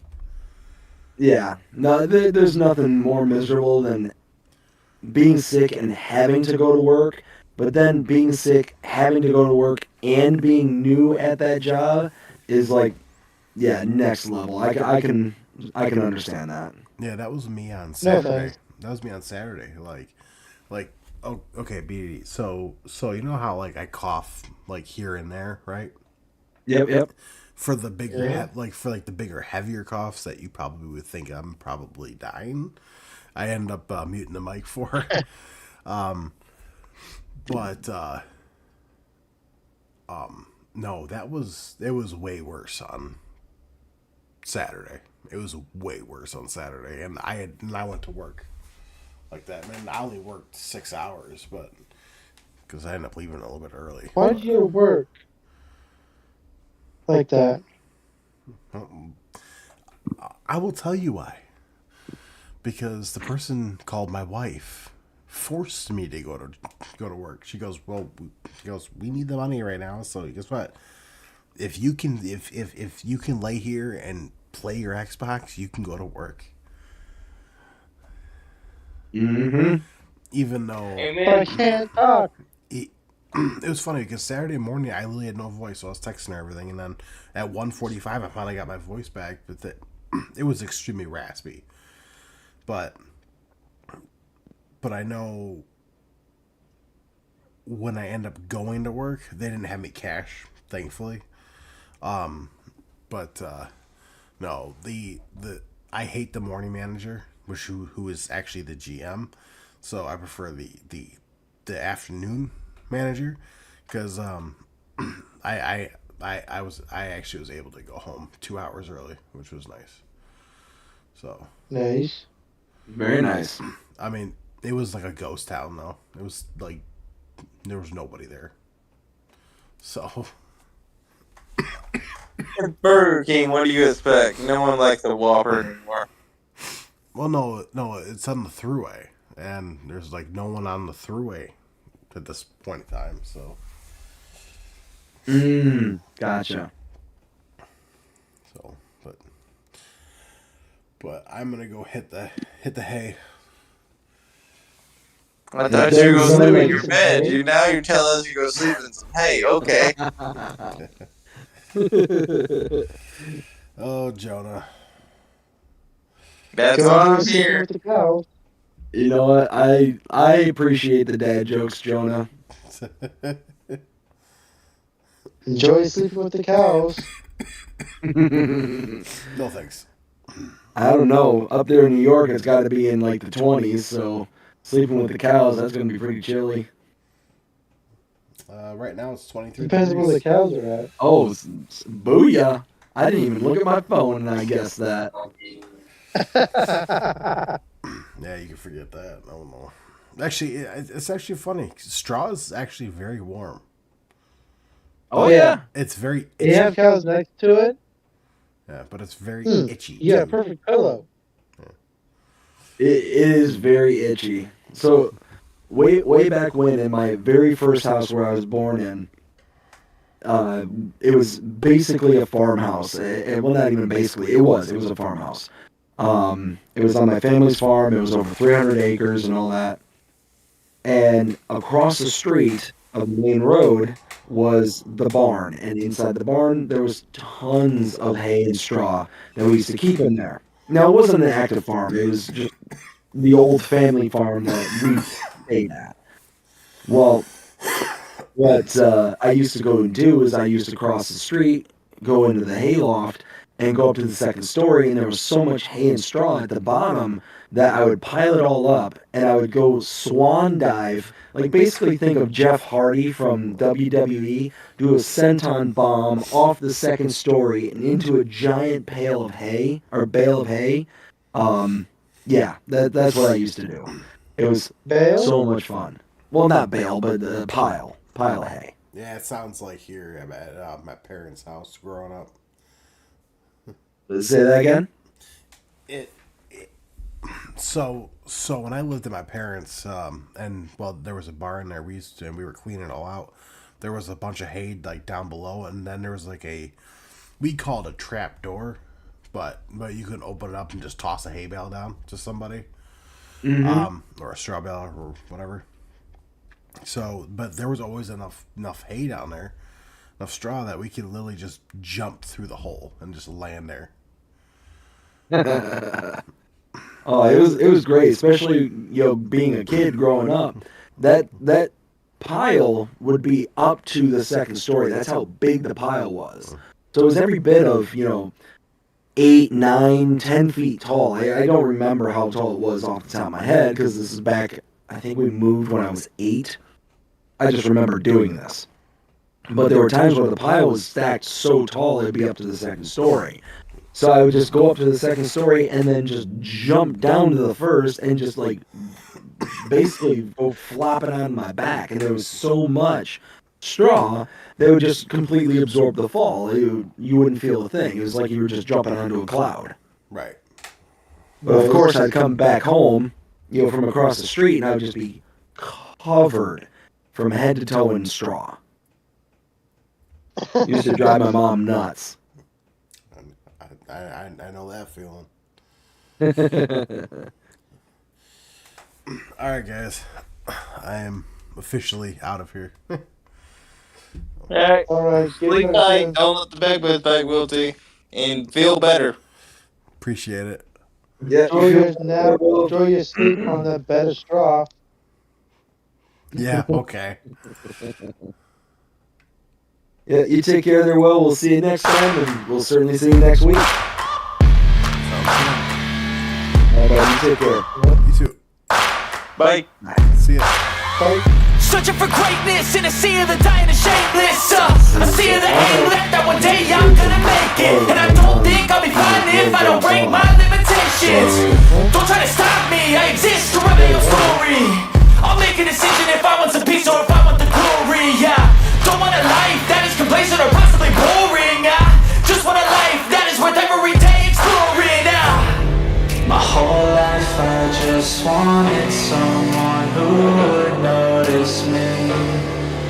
whole life I just wanted to be somebody to be.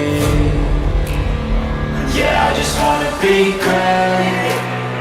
Yeah, I just wanna be great. Yeah, I just wanna be great. Yeah, yeah.